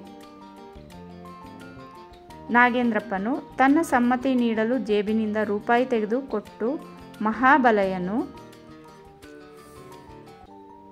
ಪಂಜಿನಪುರಕ್ಕೆ 2 ಸೀಟು ರಿಸರ್ವೇಷನ್ ಮಾಡಿಸ್ಕೊಂಡು ಬನ್ನಿ ಎಂದು ಹೇಳಿ ಅವನನ್ನು ಕಳುಹಿಸಿ ತಾನು ಮನೆಗೆ ಹಿಂದಿರುಗಿದ. ಬಸ್ಸು ನಿಲ್ದಾಣಕ್ಕೆ ಬಂದ ನಾಗೇಂದ್ರಪ್ಪನು ಪಂಜಿನಪುರಕ್ಕೆ ಹೊರಡುವ ಬಸ್ಸುಗಳ ವೇಳಾಪಟ್ಟಿಯನ್ನು ವಿಚಾರಿಸಲು ಮಧ್ಯಾಹ್ನ 1 ಗಂಟೆಯ ನಂತರ ಬಸ್ಸು ಹೊರಡುವುದಾಗಿಯೂ ಆ ಮೊದಲು ಯಾವ ಬಸ್ಸೂ ಇಲ್ಲವೆಂದು ತಿಳಿಯಲು ಮೊದಲು ಹೊರಡುವ ಬಸ್ಸಿಗೆ ರಿಸರ್ವೇಷನ್ ಮಾಡಿಸಿ ಮನೆಗೆ ಮರಳಿ ಮಡದಿಯೊಡನೆ ವಿಷಯ ಹೇಳಿ ಮಹಾಬಲಯ್ಯನ ಉದಾರ ಬುದ್ಧಿಯನ್ನು ಕೊಂಡಾಡಿ ಅಲ್ಲಿಂದ ಹೊರಟು ಮಹಾಬಲಯ್ಯನನ್ನು ಕಂಡು ಆತನೊಡನೆ ಮಾತನಾಡಿ ಮಧ್ಯಾಹ್ನ ಊಟ ಮಾಡಿಕೊಂಡು ಬರುವೆನೆಂದು ಹೇಳಿ ಹಿಂದಿರುಗಿದ. ಮಧ್ಯಾಹ್ನ 1 ಗಂಟೆಯ ನಂತರ ಇಬ್ಬರೂ ಬಸ್ಸು ನಿಲ್ದಾಣದಲ್ಲಿ ಕಲಿತು ಬಸ್ಸು ಬರುವವರೆಗೆ ಕಾದಿದ್ದು ನಂತರ ಪ್ರಯಾಣ ಬೆಳೆಸಿದರು. ಪಂಜಿನಪುರ ತಲುಪಿದಾಗ ರಾತ್ರಿ 9 ಗಂಟೆಯ ಸಮಯವಾಗಿದೆ. ಬಸ್ಸಿನಿಂದಿಳಿದ ಇಬ್ಬರು ಕೋಟೆ ಬೀದಿ ಎಲ್ಲಿದೆ ಎಂದು ವಿಚಾರಿಸುತ್ತಾ ಆ ಬೀದಿಯ ಬಳಿಗೆ ಬಂದರು. ಅಲ್ಲಿಗೆ ಬಂದ ನಂತರ ಭಂಡಾರಯ್ಯನ ಮನೆ ಎಲ್ಲಿದೆ ಎಂದು ಆ ಬೀದಿಯಲ್ಲಿ ವಾಸವಾಗಿರುವವರನ್ನು ಕೇಳಿ ಆ ಮನೆಯ ಹತ್ತಿರ ಬಂದರು. ಆ ಮನೆಯ ಬಾಗಿಲ ಮುಂದೆ ಸುಮಾರು 40 ವರ್ಷದ ಯೌವನಸ್ಥನು ನಿಂತಿರುವನು. ನಾಗೇಂದ್ರಪ್ಪನು ಆತನ ಬಳಿ ಭಂಡಾರಯ್ಯನ ಮನೆ ಇದೆ ಅಲ್ಲವೇ ಎಂದು ಕೇಳಿದ. ಹೌದು, ಅವನಿಗಾಗಿ ಬಂದ್ರಾ ಎಂದು ಕೇಳಿದ ಆತ. ಹೌದು, ಅವರಿದ್ದಾರೆಯೇ? ಇಲ್ಲ, ನಾನು ಅವರಿಗಾಗಿ 3 ದಿನಗಳಿಂದ ಬಂದು ಹೋಗ್ತಾ ಇದ್ದೇನೆ. ಯಾವಾಗ ಬಂದರೂ ಊರಿನಲ್ಲಿಲ್ಲವೆಂದೇ ಉತ್ತರ ಬರುತ್ತೆ. ಇವರಿಗಾಗಿ ಕಾಯುವುದೆಂದರೆ ಸತ್ತ ಹೆಣ ಬದುಕುವುದೆಂಬ ಆಸೆ ಇಟ್ಟು ಕಾಯುವಂತಾಗುತ್ತೆ. ನೀವು ಎಲ್ಲಿಂದ ಬಂದಿದ್ದೀರಿ? ವಾಯುನಗರದಿಂದ. ಆ ನಗರದಲ್ಲಿ ಮಂತ್ರವಾದಿ ಯಾರೂ ಇರಲಿಲ್ವೇ? ಅಲ್ಲಿಂದ ಇಲ್ಲಿಯವರೆಗೆ ಬರಬೇಕೇ? ಇವರು ಎಂದು ಬರುವರೋ ಏನೋ, ನನಗಂತೂ ಬೇಸರವಾಗಿದೆ. ನಿರಾಶಾ ಭಾವನೆ ತಾಳಿದ ಇಬ್ಬರೂ ಒಬ್ಬರ ಮುಖವನ್ನು ಒಬ್ಬರು ನೋಡಿಕೊಂಡರು. ಬಂದ ಮೇಲೆ ಭಂಡಾರಯ್ಯನನ್ನು ಕಾಣದೆ ಹೋಗುವುದಕ್ಕೂ ಮನಸ್ಸಿಲ್ಲ. ಇಲ್ಲಿ ಬೇರೆ ಯಾರು ಮಂತ್ರವಾದಿ ಇದ್ದಾರೆ? ಮಹಾಬಲಯ್ಯನು ಆ ಮನುಷ್ಯನಿಗೆ ಕೇಳಿದ. ಬೇರೆ ಯಾರೋ ಇದ್ದಾರೆ, ಆದರೆ ಮಂತ್ರಶಕ್ತಿಯಲ್ಲಿ ಇವನಷ್ಟು ಪ್ರಬಲರಿಲ್ಲ. ನಿಮ್ಮ ನಗರದವರೊಬ್ಬರು ಇಲ್ಲಿಗೆ ಬಂದಿದ್ದರು. ಯಾರವರು? ಅಂದಾನಪ್ಪ ಅಂತ. ನಿಮಗೆ ಗೊತ್ತೇ ಅವರು? ಇಬ್ಬರು ಅಪ್ರತಿಭರಾದರು. ಅಂದಾನಪ್ಪನು ಈ ಮಂತ್ರವಾದಿಯನ್ನು ಆಶ್ರಯಿಸಿ ತಮ್ಮ ಮೇಲೆ ಮಾಟ ಮಾಡಿಸುತ್ತಿದ್ದಾನೆಂದು ಮಹಾಬಲಯ್ಯನು ಅರಿತನಲ್ಲದೆ ನಾವೀಗ ಇವನಲ್ಲಿಗೇ ಬಂದಿರುವುದು ಎಷ್ಟು ಮಾತ್ರಕ್ಕೂ ಸರಿಯಲ್ಲವೆಂದುಕೊಂಡ. ಬಂದುದಕ್ಕೆ ಅಂದಾನಪ್ಪನು ಯಾರ ಮೊರೆ ಹೊಕ್ಕು ಮಾಟ ಮಾಡಿಸಿದ್ದಾನೆಂದು ತಿಳಿದಂತಾಯಿತು. ಪುನಃ ಆ ಮನುಷ್ಯನೇ, ನೀವು ಇಲ್ಲಿಗೆ ಬರುವ ಬದಲು ಭೀಮಸಾಗರಕ್ಕೆ ಹೋಗಬೇಕಿತ್ತು ಎಂದು ಹೇಳಿದ. ಭೀಮಸಾಗರವೇ? ನಾಗೇಂದ್ರಪ್ಪ ಕೇಳಿದ. ಹೌದು, ಅಲ್ಲಿರುವ ಮಂತ್ರವಾದಿ ಯಾರು? ದುರ್ಗಾ ಪ್ರಸಾದ ಎನ್ನುವವರಿದ್ದಾರೆ. ಅವರು ಇವನಿಗಿಂತಲೂ ಮಂತ್ರವಿದ್ಯೆಯಲ್ಲಿ ಮೇಲಾದವರು. ನಾನು ಅವರಲ್ಲಿಗೆ ಹೋಗುವೆವನೇ. ನನ್ನ ಗೆಳೆಯರ ಮಾತು ಕೇಳಿ ಇವನಲ್ಲಿಗೆ ಬಂದು ಸಿಕ್ಕಿಬಿದ್ದಂತಾಗಿದೆ. ನಿಮಗೇನು ಕೆಲಸ ಆಗಬೇಕಿತ್ತು? ಏನೋ ಒಂದು ಕೆಲಸ, ಅದನ್ನು ಕಟ್ಟಿಕೊಂಡು ಏನು ಬಿಡಿ. ಹಗ್ಗ ಕೊಟ್ಟು ಕೈಗಳನ್ನು ಕಟ್ಟಿಸಿಕೊಂಡಂತಾಗಿದೆ. ಈಗ ಬಿಡುವ ಹಾಗೂ ಇಲ್ಲ, ಕಟ್ಟಿಕೊಳ್ಳುವ ಹಾಗೂ ಇಲ್ಲ. ಹಾಗಾಗಿದೆ ನನ್ನ ಪಾಡು. ಭಂಡಾರಯ್ಯನವರು ಯಾವ ಊರಿಗೆ ಹೋಗಿದ್ದಾರೆ? ಎಲ್ಲಿ ಹಾಳಾಗಿ ಹೋಗಿದ್ದಾನೋ ಏನೋ, ನನಗಂತೂ ಬೇಜಾರಾಗಿ ಹೋಗಿದೆ. ತಾವು ಭೀಮಸಾಗರಕ್ಕೆ ಹೋಗಿ ದುರ್ಗಾಪ್ರಸಾದನನ್ನು ಆಶ್ರಯಿಸಬೇಕೆಂದು ನಿರ್ಣಯ ಮಾಡಿಕೊಂಡ ಮಹಾಬಲಯ್ಯನು, ದುರ್ಗಾಪ್ರಸಾದರ ಮನೆ ಎಲ್ಲಿದೆ ಎಂದು ನಿಮಗೆ ಗೊತ್ತಿದೆಯೇ ಎಂದು ಕೇಳಿದ. ಮಾರುತಿ ಗಲ್ಲಿಯಲ್ಲಿದೆ. ನೀವು ಅಲ್ಲಿಗೆ ಹೋಗಿ ಏನು ಕೆಲಸ ಬೇಕಾದರೂ ಮಾಡಿಕೊಡ್ತಾರೆ. ಅಕಸ್ಮಾತ್ ಇಲ್ಲಿ ನೀವು ಸಿಕ್ಕ ವಿಷಯ ಹೇಳಿದ್ದರಿಂದ ನಿಮಗೆ ನಮ್ಮ ವಂದನೆಗಳು. ನಾಗೇಂದ್ರಪ್ಪನು ಮಹಾಬಲಯ್ಯನನ್ನು ಕರೆದುಕೊಂಡು ಅಲ್ಲಿಂದ ಹೊರಟ. ಕೊಂಚ ದೂರ ಹೋದ ನಂತರ, ನಾವೀಗ ಭೀಮಸಾಗರಕ್ಕೆ ಹೋಗೋಣ. ಭಂಡಾರಯ್ಯನಿಗಾಗಿ ಕಾಯುತ್ತಾ ಕುಳಿತರೆ ಕೆಲಸ ಆಗುವುದಿಲ್ಲ. ಈ ಮನುಷ್ಯನು ಭಂಡಾರಯ್ಯನನ್ನು ನಂಬಿ ಮೋಸ ಹೋದ ಹಾಗೆ ತೋರುತ್ತೆ. ಇಲ್ಲದೆ ಹೋಗಿದರೆ ಆ ಮಾತು ಹೇಳುವ ಕಾರಣವೇ ಇರುತ್ತಿರಲಿಲ್ಲ. ತನಗೆ ವಂಚಿಸಿದ್ದಕ್ಕಾಗಿ ಭಂಡಾರಯ್ಯನ ಮೇಲೆ ಸಿಟ್ಟಾಗಿ ಅಪಪ್ರಚಾರ ಮಾಡಲು ಇಲ್ಲಿರುವನೋ ಏನೋ. ಈತನು ಆ ರೀತಿ ಹೇಳಿದರೂ ಮನೆಯವರಲ್ಲಿ ಯಾರೇ ಆಗಲಿ ಹೊರಗೆ ಖಂಡಿಸಿ ಮಾತನಾಡಲಿಲ್ಲ. ಮನೆಯವರಿಗೂ ಆತನ ಸಂಗತಿ ತಿಳಿದಿರುವ ಹಾಗೆ ತೋರುತ್ತೆ. ನಾವು ಸರಿಯಾದ ವೇಳೆಗೆ ಬಂದಿದ್ದೇವೆ ಎಂದು ಹೇಳಿದ. ಭಂಡಾರಯ್ಯನ ಹೆಸರಿಗೆ ಕಳಂಕ ತರಲು ಭೀಮಸಾಗರದ ದುರ್ಗಾಪ್ರಸಾದನೇ ಇವನನ್ನು ನೇಮಿಸಿರಬಾರದೇಕೆ? ಮಹಾಬಲಯ್ಯನು ತನ್ನ ಸಂಶಯ ಹೊರಗೆಡಹಿದ. ಆ ರೀತಿ ನೇಮಿಸಿದರೆ ಭಂಡಾರಯ್ಯನು ಸುಮ್ಮನೆ ಬಿಡುವನೇ? ಪೊಲೀಸಿಗೆ ದೂರಿತ್ತು ಅಪಪ್ರಚಾರ ಮಾಡುವುದೆಂದರೆ ಅಷ್ಟು ಸುಲಭವಲ್ಲ. ಈತನು ಭಂಡಾರಯ್ಯನನ್ನು ನಂಬಿ ಮೋಸ ಹೋಗಿದ್ದಾನೆಂಬುದರಲ್ಲಿ ಸಂಶಯವಿಲ್ಲ. ಯಾವುದೋ ಘನ ಕಾರ್ಯವನ್ನು ಭಂಡಾರಯ್ಯನಿಗೆ ಒಪ್ಪಿಸಿ ಹಣ ಕಳೆದುಕೊಂಡಿದ್ದಾನೆ. ಭಂಡಾರಯ್ಯನು ಇವನನ್ನು ಒಪ್ಪಿಸಿದ ಕೆಲಸವನ್ನು ಮಾಡದೆ ಸತಾಯಿಸಿದ್ದಾನೆ. ಆ ಕಾರಣ ಆತನು ಭಂಡಾರಯ್ಯನಲ್ಲಿಗೆ ಸಿಟ್ಟಾಗಿ ಈ ರೀತಿ ಅಪಪ್ರಚಾರ ಮಾಡುತ್ತಿದ್ದಾನೆ. ವಿನಾಕಾರಣ ಒಬ್ಬನನ್ನು ತೆಗಳಿ ಹೀಯಾಳಿಸುವುದೆಂದರೆ ಅಷ್ಟು ಸುಲಭವಲ್ಲ. ಅದು ಭಂಡಾರಯ್ಯನ ಮನೆ ಮುಂದೆ ನಿಂತು ಆ ಮಾತು ಹೇಳಬೇಕೆಂದರೆ ಇವನ ಧೈರ್ಯ ಎಷ್ಟಿದೆ. ಮೇಲಾಗಿ ಅಂದಾನಪ್ಪನು ಭಂಡಾರಯ್ಯನಿಗೆ ಬಂದು ತನ್ನ ಕಾರ್ಯ ಒಪ್ಪಿಸಿದನೆಂದ ಮೇಲೆ ನಮ್ಮ ಕಾರ್ಯವನ್ನು ಒಪ್ಪಿಕೊಳ್ಳುತ್ತಾನೆಂಬ ನಂಬಿಕೆ ಇಲ್ಲ. ದೇವರೇ ಇವನ ಮೂಲಕ ಆ ವಿಷಯ ತಿಳಿಸಿದಂತಾಯಿತು.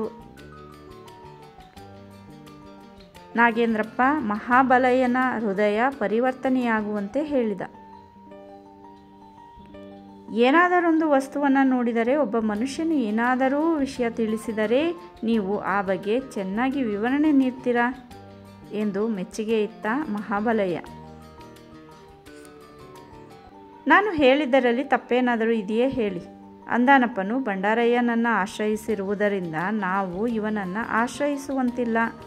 ಈ ಮನುಷ್ಯನು ನಮಗೆ ಸಿಗದೆ ಭಂಡಾರಯ್ಯನನ್ನು ನೇರವಾಗಿ ಕಂಡು ಮಾತನಾಡಿದರೂ ಅವನೇ ನನ್ನಿಂದಾಗದೆಂದು ಹೇಳುತ್ತಿದ್ದ. ನಾವಾಗ ಬೇರೆ ಮಂತ್ರವಾದಿಗಾಗಿ ಹುಡುಕಿಕೊಂಡು ಹೋಗಬಹುದಿತ್ತು. ನಮಗೀಗ ಆ ತೊಂದರೆ ತಪ್ಪಿತು. ಮಾತನಾಡುತ್ತಲೇ ಇಬ್ಬರು ಬಸ್ ನಿಲ್ದಾಣಕ್ಕೆ ಬಂದು ಭೀಮಸಾಗರಕ್ಕೆ ಹೋಗುವ ಬಸ್ಸುಗಳ ಬಗ್ಗೆ ವಿಚಾರಿಸಲು ಬೆಳಗ್ಗೆ ಹೋಗುವುದಾಗಿ ತಿಳಿಯಿತು. ಹೋಟೆಲ್ನಲ್ಲಿ ರೂಮ್ ಪಡೆದು ಆ ರಾತ್ರಿಯನ್ನು ಕಳೆದು ಮಾರನೆಯ ದಿನ ಬೆಳಗ್ಗೆ ಇಬ್ಬರು ಭೀಮಸಾಗರಕ್ಕೆ ಹೊರಟರು. ಇಬ್ಬರ ಮನಸ್ಸಿಗೂ ಸಮಾಧಾನವಿಲ್ಲ.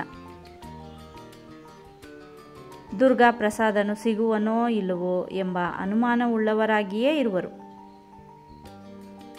ಬೆಳಗ್ಗೆ ಹೊರಟ ಬಸ್ಸು ಮಧ್ಯಾಹ್ನ 12 ಗಂಟೆ ವೇಳೆಗೆ ಭೀಮಸಾಗರ ತಲುಪಿತು. ಮೊದಲು ಹೋಟೆಲ್ಗೆ ಹೋಗಿ ತಮ್ಮ ಕ್ಷುಬ್ಧಾಬೆಯನ್ನು ತೀರಿಸಿಕೊಂಡು ತರುವಾಯ ಮಾರುತಿ ಗಲ್ಲಿ ಎಲ್ಲಿದೆ ಎಂದು ವಿಚಾರಿಸಿಕೊಂಡು ಹೊರಟರು. ಅಲ್ಲಿ ವಿಳಾಸ ಹಿಡಿಯುವುದು ಕಷ್ಟವಾಗಲಿಲ್ಲ. ಇವರು ಹೋಗುವ ವೇಳೆಗೆ ದುರ್ಗಾಪ್ರಸಾದನು ಮಹಡಿಯಿಂದ ಕೆಳಗೆ ಇಳಿಯುತ್ತಿದ್ದು ನಾಗೇಂದ್ರಪ್ಪನು ಆತನನ್ನೇ ವಿಚಾರಿಸಿದ್ದರಿಂದ ಆತನು ಇವರನ್ನು ಹಾಗೇ ಮೇಲೆ ಕರೆದುಕೊಂಡು ಹೋಗಿ ಬಾಗಿಲ ಬೀಗ ತೆಗೆದು ಒಳಗೆ ಹೋಗಲು ಇಬ್ಬರೂ ಹಿಂದಿನಿಂದ ಒಳಗೆ ಬಂದು ಕುಳಿತರು. ಅವರು ಕುಳಿತ ಹಾಲು ವಿಶಾಲವಾಗಿದ್ದು ಶುಭ್ರವಾಗಿದೆ.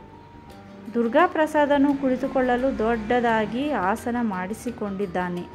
ತಲೆ ಮೇಲೆ ಕಾಳಿಕಾದೇವಿಯ ಫೋಟೋ ಇದ್ದು ಬೇರೆ ಯಾವ ವಸ್ತುವೂ ಇಲ್ಲ. ಪಕ್ಕದಲ್ಲಿ ರೂಮು ಇದೆ ಎಂದು ಬಾಗಿಲಿಗೆ ಹಾಕಿರುವ ಬೀಗವು ಸೂಚಿಸುವುದು. ದುರ್ಗಾಪ್ರಸಾದನು ಆಕಾರದಲ್ಲಿ ಶರೀರದಲ್ಲಿ ಹೆಚ್ಚು ಕಡಿಮೆ ಭಂಡಾರಯ್ಯನಂತೆಯೇ ಇರುವನು. ಆದರೆ ಭಂಡಾರಯ್ಯನಿಗೆ ಗಡ್ಡ ಮೀಸೆ ಇಲ್ಲ. ದುರ್ಗಾಪ್ರಸಾದನಿಗೆ ಗಡ್ಡ ಮೀಸೆ ಎರಡೂ ಇದೆ. ಮುಖದ ಅಲಂಕಾರಕ್ಕೆ ತಕ್ಕ ಹಾಗೆ ಬಿಟ್ಟಿರುವನು. ಭಂಡಾರಯ್ಯನು ಬಣ್ಣ ಬಣ್ಣದ ಉಡುಪುಗಳನ್ನು ತೊಡುವವನಾದರೆ ದುರ್ಗಾಪ್ರಸಾದನು ಬಿಳಿಯ ಬಟ್ಟೆಗಳನ್ನು ಮಾತ್ರ ತೊಟ್ಟುಕೊಳ್ಳುವನು.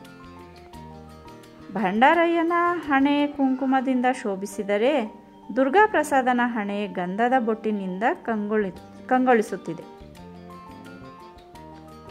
ನೀವು ಎಲ್ಲಿಂದ ಬಂದಿದ್ದೀರಿ? ನನ್ನಿಂದ ನಿಮಗೇನು ಕೆಲಸ ಆಗಬೇಕಾಗಿದೆ? ಹುಬ್ಬು ಹಾರಿಸಿದ ದುರ್ಗಾಪ್ರಸಾದನು ಸೌಮ್ಯವಾಗಿಯೇ ಕೇಳಿದ. ನಾವೊಂದು ಮಹತ್ ಕಾರ್ಯದ ಸಲುವಾಗಿ ಬಂದಿದ್ದೇವೆ, ನಾಗೇಂದ್ರಪ್ಪನು ಮುಂದಾಗಿ ಹೇಳಿದ. ನನ್ನಿಂದ ಮಹತ್ ಕಾರ್ಯ ಆಗಬೇಕೆಂದವರೇ ನನ್ನಲ್ಲಿಗೆ ಬರೋದು. ನೀವು ಈ ಊರಿನವರಲ್ಲವೆಂದು ತೋರುತ್ತೆ. ನಿಮ್ಮ ಮುಖ ಭಾವಗಳು ಪ್ರಯಾಣದ ಆಯಾಸ ಮಾಡಿ ಬಳಲಿರುವ ಹಾಗೆ ಕಾಣುತ್ತೆ. ಬಹುಶಃ ಈ ಊರಿಗೆ ಬಂದು 1-2 ಗಂಟೆಗಳಾಗಿರಬಹುದೋ ಏನೋ. ನೀವು ಎಲ್ಲಿಂದ ಬಂದಿದ್ದೀರಿ? ವಾಯುನಗರದಿಂದ. ಆ ನಗರದಿಂದ ಬಂದಿರುವಿರಾ? ಸರಿ, ನನ್ನಿಂದ ನಿಮಗೇನಾಗಬೇಕು? ನಿಮ್ಮ ಹೆಸರೇನು? ತಮ್ಮಿಬ್ಬರ ಹೆಸರುಗಳನ್ನು ಹೇಳಿ ನಾಗೇಂದ್ರಪ್ಪನು ಮಹಾಬಲಯ್ಯನನ್ನು ತೋರಿಸಿ, ಇವರ ಪರಮ ವೈರಿಯೊಬ್ಬನು ರಕ್ತಕಾರಿ ಸಾಯುವ ಹಾಗೆ ಮಾಡಬೇಕು ಎಂದು ಹೇಳಿದ. ಯಾರವನು ವೈರಿ? ಅವನ ಹೆಸರೇನು? ಅಂದಾನಪ್ಪ. ಅವನಿಂದ ನಿಮಗೇನಾದರೂ ತೊಂದರೆ ಸಂಭವಿಸಿದೆಯೇ? ಏನು ವಿಷಯವಿದ್ದರೂ ಮುಚ್ಚಿಡದೆ ಸ್ಪಷ್ಟವಾಗಿ ಹೇಳಬೇಕು. ಹಾಗೇನಾದರೂ ಗಂಡಾಂತರ ಉಂಟಾಗಿದ್ದರೆ ಮೊದಲು ಅದನ್ನು ಬಗೆಹರಿಸಿ ಅನಂತರ ಅವನ ಮೇಲೆ ನನ್ನ ಶಕ್ತಿಯನ್ನು ಬಿಡಬೇಕಾಗುವುದು. ನಾವು ತೊಂದರೆಗೊಳಗಾಗಿದ್ದೇವೆ. ಏನು ತೊಂದರೆ? ನಾಗೇಂದ್ರಪ್ಪನು ಯಾವ ಮಂತ್ರವಾದಿಯನ್ನು ಆಶ್ರಯಿಸಿದ್ದಾನೆ? ಅದೇನಾದರೂ ಗೊತ್ತೇ? ಭಂಡಾರಯ್ಯ ಅಂತ ಗೊತ್ತಾಗಿದೆ. ಭಂಡಾರಯ್ಯನೇ? ಹೌದು. ನಿಮಗೆ ಪರಿಚಯವಿದೆಯೇ? ಪಂಜಿನಪುರದಲ್ಲೊಬ್ಬ ಭಂಡಾರಯ್ಯನಿದ್ದಾನೆ. ಆ ಭಂಡಾರಯ್ಯನ ಸಂಗತಿ ನನಗೆ ಗೊತ್ತಿದೆ. ನೀವು ಹೇಳಿದ ಭಂಡಾರಯ್ಯ ಯಾರು? ಆತನಿರುವುದೆಲ್ಲಿ? ಪಂಜಿನಪುರದ ಭಂಡಾರಯ್ಯನೇ. ಅಂದಾನಪ್ಪನು ಪಂಜಿನಪುರ ಭಂಡಾರಯ್ಯನ ಮೊರೆ ಹೊಕ್ಕಿದ್ದಾನೆಯೇ? ಹೌದು. ಆತನು ಮಂತ್ರವಿದ್ಯೆಯಲ್ಲಿ ಮಹಾ ಸಾಮರ್ಥ್ಯಶಾಲಿ ಎಂದು ಕೇಳಿದ್ದೇನೆ. ದುರ್ಗಾಪ್ರಸಾದನು ನಕ್ಕು, ಅವನಲ್ಲಿ ಎಂತಹ ಶಕ್ತಿ ಇದೆ ಎಂದು ನನಗೆ ಗೊತ್ತಿದೆ. ಈಗ ಅವನ ವಿದ್ಯಾ ಸಾಮರ್ಥ್ಯದ ಪ್ರದರ್ಶನ ಬೇಡ. ಈಗ ನಿಮಗೆ ಒದಗಿರುವ ಗಂಡಾಂತರ ನಿವಾರಣೆಯಾಗಿ ಅಂದಾನಪ್ಪನು ರಕ್ತಕಾರಿ ಸಾಯಬೇಕು ಅಲ್ಲವೇ ಎಂದು ಕೇಳಿದ. ಅವನೊಬ್ಬನು ಮಾತ್ರವಲ್ಲ, ಅವನ ಮನೆಯವರೆಲ್ಲರೂ ನಾನಾ ಬಗೆಯ ಹಿಂಸೆಗೊಳಗಾಗಿ ಸಾಯಬೇಕು. ಅವನ ಮನೆಯಲ್ಲಿ ಒಟ್ಟು ಎಷ್ಟು ಜನರಿದ್ದಾರೆ? ಅವರೆಲ್ಲರೂ ಸಾಯಬೇಕು. ನಿಮ್ಮ ಮೇಲೆ ಯಾವ ತರಹದ ಅಪವಾದವೂ ಬರಬಾರದು ಅಲ್ಲವೇ? ಹೌದು. ಆ ಕೆಲಸ ನಿಮ್ಮಿಂದ ಸಾಧ್ಯವೇ? ನೀವು ನನ್ನಲ್ಲಿಗೇಕೆ ಬಂದಿದ್ದೀರಿ? ನಮ್ಮ ಕಾರ್ಯ ಸಾಧನೆಗಾಗಿ. ಅಂದಮೇಲೆ ಅನುಮಾನವೇನು ಬಂತು? ನನ್ನ ಮೇಲೆ ನಂಬಿಕೆ ಇಟ್ಟು ಬಂದಿರುವಿರೋ, ಅನುಮಾನವುಳ್ಳವರಾಗಿ ಬಂದಿದ್ದೀರೋ? ನಂಬಿಕೆ ತಾಳಿಯೇ ಬಂದಿದ್ದೇವೆ. ಆದರೆ ನಾಗೇಂದ್ರಪ್ಪನ ಮಾತನ್ನು ತಡೆದ ದುರ್ಗಾಪ್ರಸಾದನು, ಆದರೆ ಏನು ಬಂತು? ನನಗಾಗಿ ವಾಯುನಗರದಿಂದ ಇಲ್ಲಿಗೆ ಬಂದು ಇಲ್ಲಿ ಸಂದೇಹದ ಮಾತನಾಡುವ ಅವಶ್ಯಕತೆ ಏನು? ನೀವು ಬೇರೆ ಯಾರನ್ನೋ ಆಶ್ರಯಿಸಿ ಅವರಿಂದ ವಂಚಿಸಲ್ಪಟ್ಟಿರಬಹುದು. ಆ ಕಾರಣ ಆ ಅನುಮಾನವನ್ನು ಇಲ್ಲಿ ವ್ಯಕ್ತಪಡಿಸುತ್ತಿದ್ದೀರಾ ಎಂದು ಹೇಳಿದ.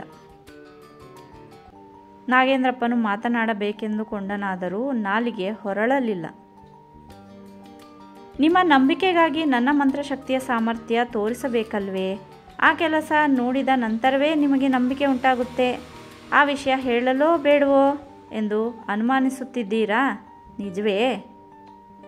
ನಾಗೇಂದ್ರಪ್ಪನು ಮಾತನಾಡದಿರಲು ದುರ್ಗಾಪ್ರಸಾದನೇ ಹೇಳಿದ. ನಾನು ಹೇಳಬೇಕಾದ ಮಾತನ್ನು ನೀವೇ ಹೇಳಿದ್ರಲ್ಲ, ಇನ್ನೇನಿದೆ?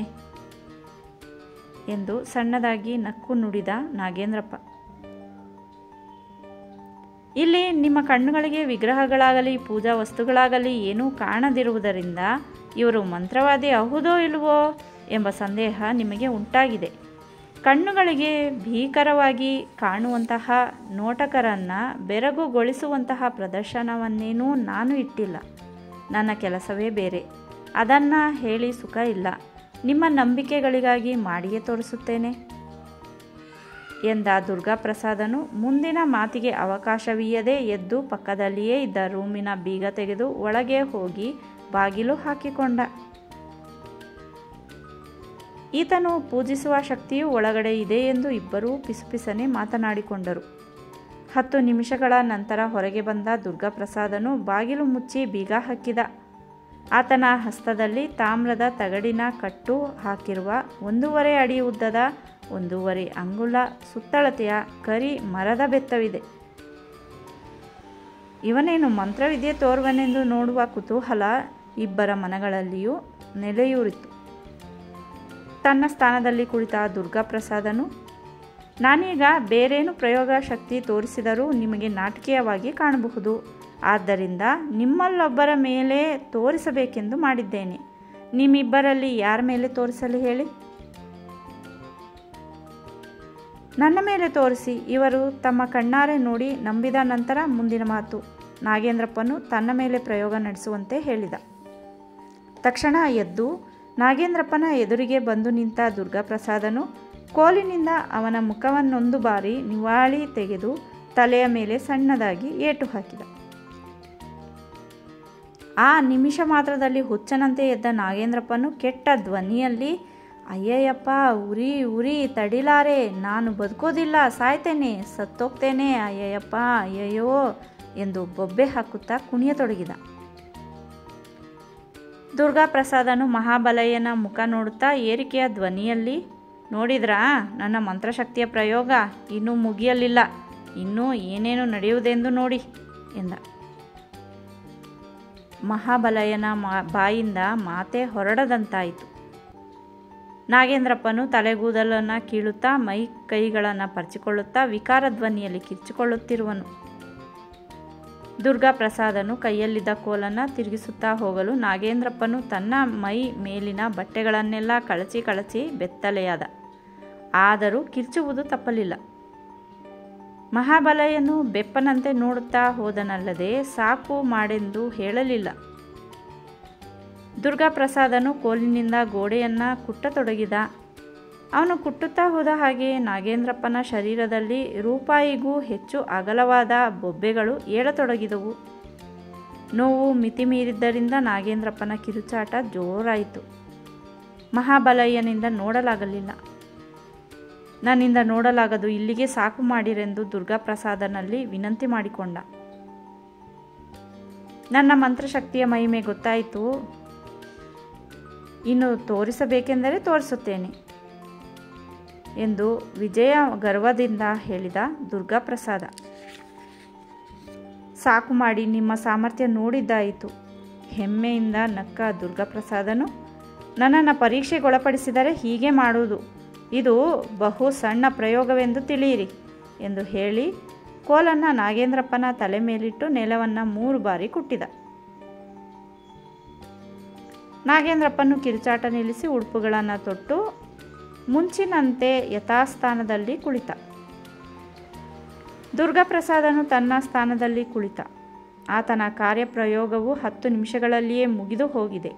ನಾಗೇಂದ್ರಪ್ಪನಿಗೆ ನಡೆದ ಘಟನೆ ಏನೂ ತಿಳಿಯದು. ಆತನು ದುರ್ಗಾಪ್ರಸಾದನನ್ನು ಕುರಿತು, ಇನ್ನೂ ಕುಳಿತೇ ಇದ್ದೀರಲ್ಲ, ನಿಮ್ಮ ಪ್ರಯೋಗ ಆರಂಭ ಮಾಡಿ ಎಂದ.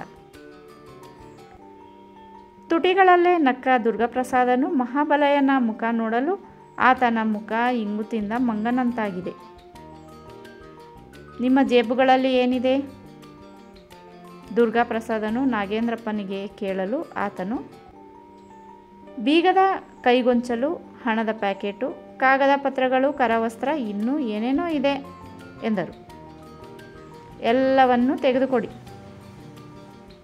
ನಾಗೇಂದ್ರಪ್ಪನು ಜೇಬುಗಳಲ್ಲಿ ತಡಕಾಡಿ ನೋಡಿದರೂ ಏನೊಂದು ವಸ್ತುವೂ ಇಲ್ಲ. ನೀವೇ ಮಾಯ ಮಾಡಿದ್ದೀರಾ? ನಾನು ಮಾಯ ಮಾಡಿಲ್ಲ. ನಿಮ್ಮ ಗೆಳೆಯನೇ ಅಪಹರಿಸಿ ತಮ್ಮ ಜೇಬುಗಳಲ್ಲಿ ಇಟ್ಟುಕೊಂಡಿದ್ದಾರೆ. ಮಹಾಬಲಯ್ಯನು ತನ್ನ ಜೇಬುಗಳನ್ನು ಕೈ ಹಾಕಿ ನೋಡಲು ಎಲ್ಲ ಅಲ್ಲೇ ಇವೆ. ಅವೆಲ್ಲವನ್ನು ತೆಗೆದುಕೊಡಲು ಇದೇನು ನಿಮ್ಮ ಮಂತ್ರಶಕ್ತಿಯ ಮಹಾಕಾರ್ಯ ಎಂದು ಕೇಳಿದ ನಾಗೇಂದ್ರಪ್ಪ. ಆಮೇಲೆ ಈ ನಿಮ್ಮ ಗೆಳೆಯರನ್ನೇ ಕೇಳಿ ನನ್ನ ಶಕ್ತಿಯ ಅರಿವು ಮಾಡಿಕೊಡ್ತಾರೆ. ನಿಮ್ಮ ಶಕ್ತಿಯನ್ನು ಪ್ರತ್ಯಕ್ಷ ನೋಡಿದಂತಾಯಿತು. ನಿಮ್ಮಿಂದ ನಮ್ಮ ಕೆಲಸ ಆಗುವುದೆಂಬ ನಂಬಿಕೆಯೂ ಬಂದಿದೆ. ನಿಮಗೆ ಕೊಡಬೇಕಾದ ಹಣ ಎಷ್ಟು? ಮಹಾಬಲಯ್ಯನು ತನ್ನ ಪ್ರಶ್ನೆಯನ್ನು ದುರ್ಗಾಪ್ರಸಾದನ ಮುಂದಿಟ್ಟ. 15,000 ರೂಪಾಯಿ ಕೊಡಬೇಕು. ಪೂರಾ ಹಣವನ್ನು ಮುಂದಾಗಿ ಕೊಟ್ಟರೆ ನಿಮಗೆ ತೊಂದರೆ ಬಾರದ ಹಾಗೆ ರಕ್ಷಣೆ ನೀಡಿ ನಿಮ್ಮ ವೈರ್ಯ ಹೆಸರಿಲ್ಲದಂತೆ ಮಾಡ್ತೇನೆ. ದುರ್ಗಾಪ್ರಸಾದನ ಮಹಾ ಸಾಮರ್ಥ್ಯವನ್ನು ಪ್ರತ್ಯಕ್ಷ ನೋಡಿದ ಮಹಾಬಲಯ್ಯನು 15,000 ರೂಪಾಯಿ ಕೊಟ್ಟರೆ ತಾವು ಸುರಕ್ಷಿತವಾಗಿದ್ದು ಅಂದಾನಪ್ಪನು ಸತ್ತು ಸಮಾಧಿಯಾಗುವನೆಂದುಕೊಂಡು ಹಣ ಕೊಡಲು ಒಪ್ಪಿದ. ದೇವತಾ ಕಾರ್ಯ ಮತ್ತು ಧರ್ಮದ ಕೆಲಸಗಳಿಗೆ ಹಣ ಸಹಾಯ ಮಾಡದವರು ಕುಡಿತ, ಜೂಜು, ವೇಶ್ಯೆ ಮತ್ತಿತರ ಅನ್ಯಾಯದ ಕಾರ್ಯಕಲಾಪಗಳಿಗೆ ಹಣವನ್ನು ನೀರಿನಂತೆ ವ್ಯಯ ಮಾಡುವರು. ತಾಳಿ ಕಟ್ಟಿಸಿಕೊಂಡ ಮಡದಿಯು ಸೀರೆ ರವಿಕೆ ಬೇಕೆಂದು ಬೇಡಿಕೊಂಡರೂ ಕೊಡಿಸದೆ ಆಕೆಯ ಮೇಲೆ ಗದರಿ ಸಿಟ್ಟಾಗುವರು. ಸೂಳೆಯು ಹಾವಭಾವ ತೋರುತ್ತಾ ತನಗೊಂದು ಒಡವೆ ಬೇಕೆಂದು ಕೇಳಿದರೆ ಇಲ್ಲವೆನ್ನದೆ ಸಾಲ ಮಾಡಿಯಾದರೂ ಆಭರಣ ತಂದುಕೊಡುವರು. ತಮ್ಮ ಶತ್ರುಗಳ ನಾಶಕ್ಕಾಗಿ ಸಾವಿರಾರು ರೂಪಾಯಿಗಳನ್ನು ಖರ್ಚು ಮಾಡಲು ಹಿಂದೆಗೆಯುವುದಿಲ್ಲ. ಮಹಾಬಲಯ್ಯನ ಸರ್ವನಾಶಕ್ಕಾಗಿ ಅಂದಾನಪ್ಪನು 10,000 ರೂಪಾಯಿಗಳನ್ನು ಖರ್ಚು ಮಾಡಿದರೆ ಅಂದಾನಪ್ಪನ ಸಹಿತ ಆತನ ಮನೆಯವರ ಸಾವಿಗೆ ಮಹಾಬಲಯ್ಯನು 15 ರೂಪಾಯಿಗಳನ್ನು ಖರ್ಚು ಮಾಡಲು ಮುಂದಾಗಿರುವನು.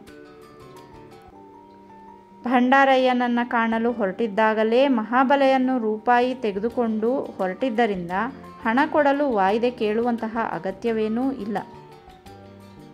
ಕೋಟಿನ ಒಳ ಜೇಬಿನಿಂದ ಪ್ಯಾಕೆಟು ತೆಗೆದು ಮಹಾಬಲಯ್ಯನು 15,000 ರೂಪಾಯಿಗಳನ್ನು ಎಣಿಸಿ ದುರ್ಗಾಪ್ರಸಾದನ ಮುಂದಿಟ್ಟ. ಸಣ್ಣ ಕೈ ಚೀಲದೊಳಗೆ ನೋಟುಗಳನ್ನಿಟ್ಟುಕೊಂಡ ದುರ್ಗಾಪ್ರಸಾದನು ತೂಮಿನೊಳಗೆ ಹೋಗಿ ಅಲ್ಲಿಟ್ಟು ಬಂದನು. ಇನ್ನು ನಿಮ್ಮ ಕೆಲಸ ಆಯಿತೆಂದೇ ತಿಳಿಯಿರಿ. ಹೆಣಗಳನ್ನು ಎಣಿಸುವುದಷ್ಟೇ ನಿಮ್ಮ ಕೆಲಸ ಎಂದ. ಎಷ್ಟು ದಿನಗಳಲ್ಲಿ ಸಾಯುವರು? ಆತುರದ ಧ್ವನಿಯಲ್ಲಿ ಕೇಳಿದ ಮಹಾಬಲಯ್ಯ. ಇಂತಿಷ್ಟೇ ದಿನಗಳಲ್ಲಿ ಸಾಯುವರೆಂದು ವಾಯ್ದೆ ಹೇಳಲಾಗುವುದಿಲ್ಲ. ಒಟ್ಟಿನಲ್ಲಿ ಎಲ್ಲರೂ ಸಾಯುವುದು ಸತ್ಯ. ಒಂದೇ ಒಂದು ಪಿಳ್ಳೆಯೂ ಉಳಿಯುವುದಿಲ್ಲ. ನಾವು ಹೋಗುವುದರೊಳಗೆ ಒಬ್ಬನಾದರೂ ಸಾಯುವಂತೆ ಮಾಡಿ ಉಳಿದವರು ಒಬ್ಬೊಬ್ಬರಾಗಿ ಆದಷ್ಟು ಬೇಗ ಸತ್ತು ಸಮಾಧಿಯಾಗಬೇಕು. ತನ್ನ ಮನದ ಅಳಲು ತೋಡಿಕೊಂಡ ಮಹಾಬಲಯ್ಯ. ತನ್ನ ಪ್ರಾಯದ ಮಗಳು ಸತ್ತಿರುವುದರಿಂದ ಅಂದಾನಪ್ಪನ ಮನೆಯಲ್ಲಿಯೂ ಅದೇ ವಯಸ್ಸಿನ ಮಗನು ಸಾಯಬೇಕೆಂದು ಮಹಾಬಲಯ್ಯನ ಉತ್ಕಟೇಚ್ಛೆಯಾಗಿದೆ. ದುರ್ಗಾಪ್ರಸಾದನು ನಕ್ಕು, ಅಂದಾನಪ್ಪನ ಮೇಲೆ ನಿಮಗೆ ಮಹಾ ಕ್ರೋಧವಿದೆ ಎಂದು ಹೇಳಿದ. ಇಲ್ಲದೆ ಹೋಗಿದರೆ 15,000 ರೂಪಾಯಿ ಕೊಡಲು ಹುಚ್ಚು ಹಿಡಿದಿತ್ತೆ ನನಗೆ, ಆವೇಶದಿಂದ ಹೇಳಿದ ಮಹಾಬಲಯ್ಯ. ಸರಿ, ನೀವು ವಾಯುನಗರಕ್ಕೆ ಹೋಗುವುದರೊಳಗೆ ಅಂದಾನಪ್ಪನ ಮನೆಯಲ್ಲಿ ಒಂದು ಸಾವಾಗಬೇಕು. ಆ ನಿಮ್ಮ ಆಸೆಯು ನೆರವೇರುವುದೆಂದು ತಿಳಿಯಿರಿ. ಆದರೊಂದು ಮಾತು, ನನ್ನಿಂದಲೇ ಆ ಸಾವು ಸಂಭವಿಸಿತೆಂದು ಯಾರಲ್ಲಿಯೂ ಬಾಯಿ ಬಿಡಬೇಡಿ. ಮರೆತು ಹೇಳಿದರಾದರೂ ಸರಿ. ಅದರಿಂದ ನಿಮಗೇ ತೊಂದರೆಯಲ್ಲದೆ ನನಗಲ್ಲ. ನೀವು ನನ್ನ ಹೆಸರು ಹೇಳಿದರೂ ನನಗೆ ಅದರಿಂದ ಸಹಾಯವಾಗುತ್ತದೆ. ಹೇಗಾದರೂ ನಾನು ಬಚಾವಾಗುತ್ತೇನೆ. ಆಮೇಲೆ ಗಂಡಾಂತರಕ್ಕೆ ಒಳಗಾಗುವವರು ನೀವೇ. ಆ ಕಾರಣದಿಂದ ಮೊದಲೇ ಎಚ್ಚರಿಕೆ ನೀಡುತ್ತಿದ್ದೇನೆ, ಜ್ಞಾಪಕವಿರಲಿ. ಗೊತ್ತಾಯಿತು. ಇನ್ನೊಂದು ಅನುಮಾನ ನನ್ನ ಮನದಲ್ಲಿದೆ. ಅದೇನು ಸಂದೇಹ, ಏನು ಅನುಮಾನವಿದ್ದರೂ ಇಲ್ಲೇ ಬಗೆಹರಿಸಿಕೊಳ್ಳಿ. ಆಮೇಲೆ ಹಾಗೆ ಹೀಗೆ ಅಂತ ಯೋಚಿಸಿ ಕಳವಳಿಸುವುದು ಬೇಡ. ಭಂಡಾರಯ್ಯನ ಮಂತ್ರಪ್ರಯೋಗ ನಮ್ಮ ಮೇಲೆ, ನಿಮ್ಮ ಮಹಾ ಸಾಹಸ ಅಂದಾನಪ್ಪನ ಮನೆಯವರ ಮೇಲೆ ನಡೆಯುತ್ತಿದ್ದು 2 ಕಡೆಯೂ ಸಾವು ನೋವುಗಳು ಉಂಟಾದರೆ ನಾನು ಹಣ ಕೊಟ್ಟು ಪ್ರಯೋಜನವಿಲ್ಲವಾಗುವುದು. ಅದೇ ನನ್ನ ಮನದಲ್ಲಿರುವ ಸಂಶಯ. ನಿಮಗೇ ಆಗಲಿ ನಿಮ್ಮ ಮನೆಯವರಿಗೇ ಆಗಲಿ ಭಂಡಾರಯ್ಯನು ನಡೆಸುವ ಮಂತ್ರ ಸಾಮರ್ಥ್ಯದ ಫಲವಾಗಿ ನಾನಾ ಬಗೆಯ ತೊಂದರೆಗಳು ಸಂಭವಿಸಬಹುದು. ಎಂತಹ ಗಂಡಾಂತರ ಸಂಭವಿಸಿದರೂ ಪ್ರಾಣಕ್ಕೆ ಅಪಾಯವಿಲ್ಲ. ಆ ಒಂದು ವಿಷಯವಾಗಿ ಧೈರ್ಯದಿಂದ ಇರಿ. ಅದಕ್ಕೆ ಬೇಕಾದ ಬಂದೋಬಸ್ತು ಮಾಡುವ ಜವಾಬ್ದಾರಿ ನನಗಿರಲಿ. ತೊಂದರೆ ಅನುಭವಿಸಬೇಕಾಗುವುದೇ? ಭಂಡಾರಯ್ಯನ ಶಕ್ತಿಯು ಪ್ರಬಲವಾಗಿದ್ದರೆ ತೊಂದರೆ ಅನುಭವಿಸಬೇಕಾಗುತ್ತೆ. ಆದರೂ ನನ್ನ ಮಹಾಶಕ್ತಿಯ ಮುಂದೆ ಅವನ ಆಟವೇನೂ ನಡೆಯದು. ನನ್ನ ಶಕ್ತಿಯ ಕಣ್ಣು ತಪ್ಪಿಸಿ ನಿಮಗೆ ತೊಂದರೆ ಕೊಡಬಹುದಾದರೂ ಪ್ರಾಣ ಕಳೆಯಲು ಬಿಡುವುದಿಲ್ಲ.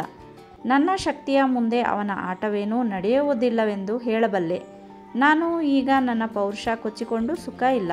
ಮುಂದೆ ನಿಮಗೆ ತಿಳಿಯುತ್ತೆ. ನಗರಕ್ಕೆ ಹೋಗುವುದರೊಳಗೆ ತಿಳಿಯುವುದಲ್ಲ. ಈ ರಾತ್ರಿ ಪ್ರಯಾಣ ಬೆಳೆಸಬೇಡಿ. ಈ ರಾತ್ರಿಯನ್ನು ಈ ಊರಿನಲ್ಲಿ ಕಳೆದು ನಾಳೆ ಇಲ್ಲಿಂದ ಹೊರಡಿ.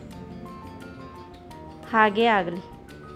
ಇನ್ನೊಂದು ಮಾತು, ನೀವು ನನ್ನನ್ನು ಕಾಣಲು ಬರಬೇಕಾದ ಸಂದರ್ಭ ಒದಗಿದರೆ ಯಾವಾಗಲೆಂದರೆ ಆವಾಗ ಬರಬೇಡಿ. ನಾನು ಹೆಚ್ಚಿನ ವೇಳೆಯನ್ನು ನನ್ನ ತೋಟದಲ್ಲಿಯೇ ಕಳೆಯುತ್ತೇನೆ. ವಾರಕ್ಕೊಂದು ದಿನ ಮಾತ್ರ ಇಲ್ಲಿಗೆ ಬಂದು ಹೋಗೋದು. ಯಾವ ದಿನ ಇಲ್ಲಿರ್ತೀರಿ? ಪ್ರತಿ ಮಂಗಳವಾರ ಮಾತ್ರ. ಆ ದಿನ ಬಂದರೆ ಮಾತ್ರ ನಾನು ಸಿಗುವುದು. ನನ್ನನ್ನು ಬಲ್ಲವರೆಲ್ಲರಿಗೂ ಆ ವಿಷಯ ತಿಳಿದಿದೆ. ನೀವು ಹೊಸಬರಾದ್ದರಿಂದ ನಿಮಗೆ ಮುನ್ಸೂಚನೆ ನೀಡಬೇಕಾಯಿತು.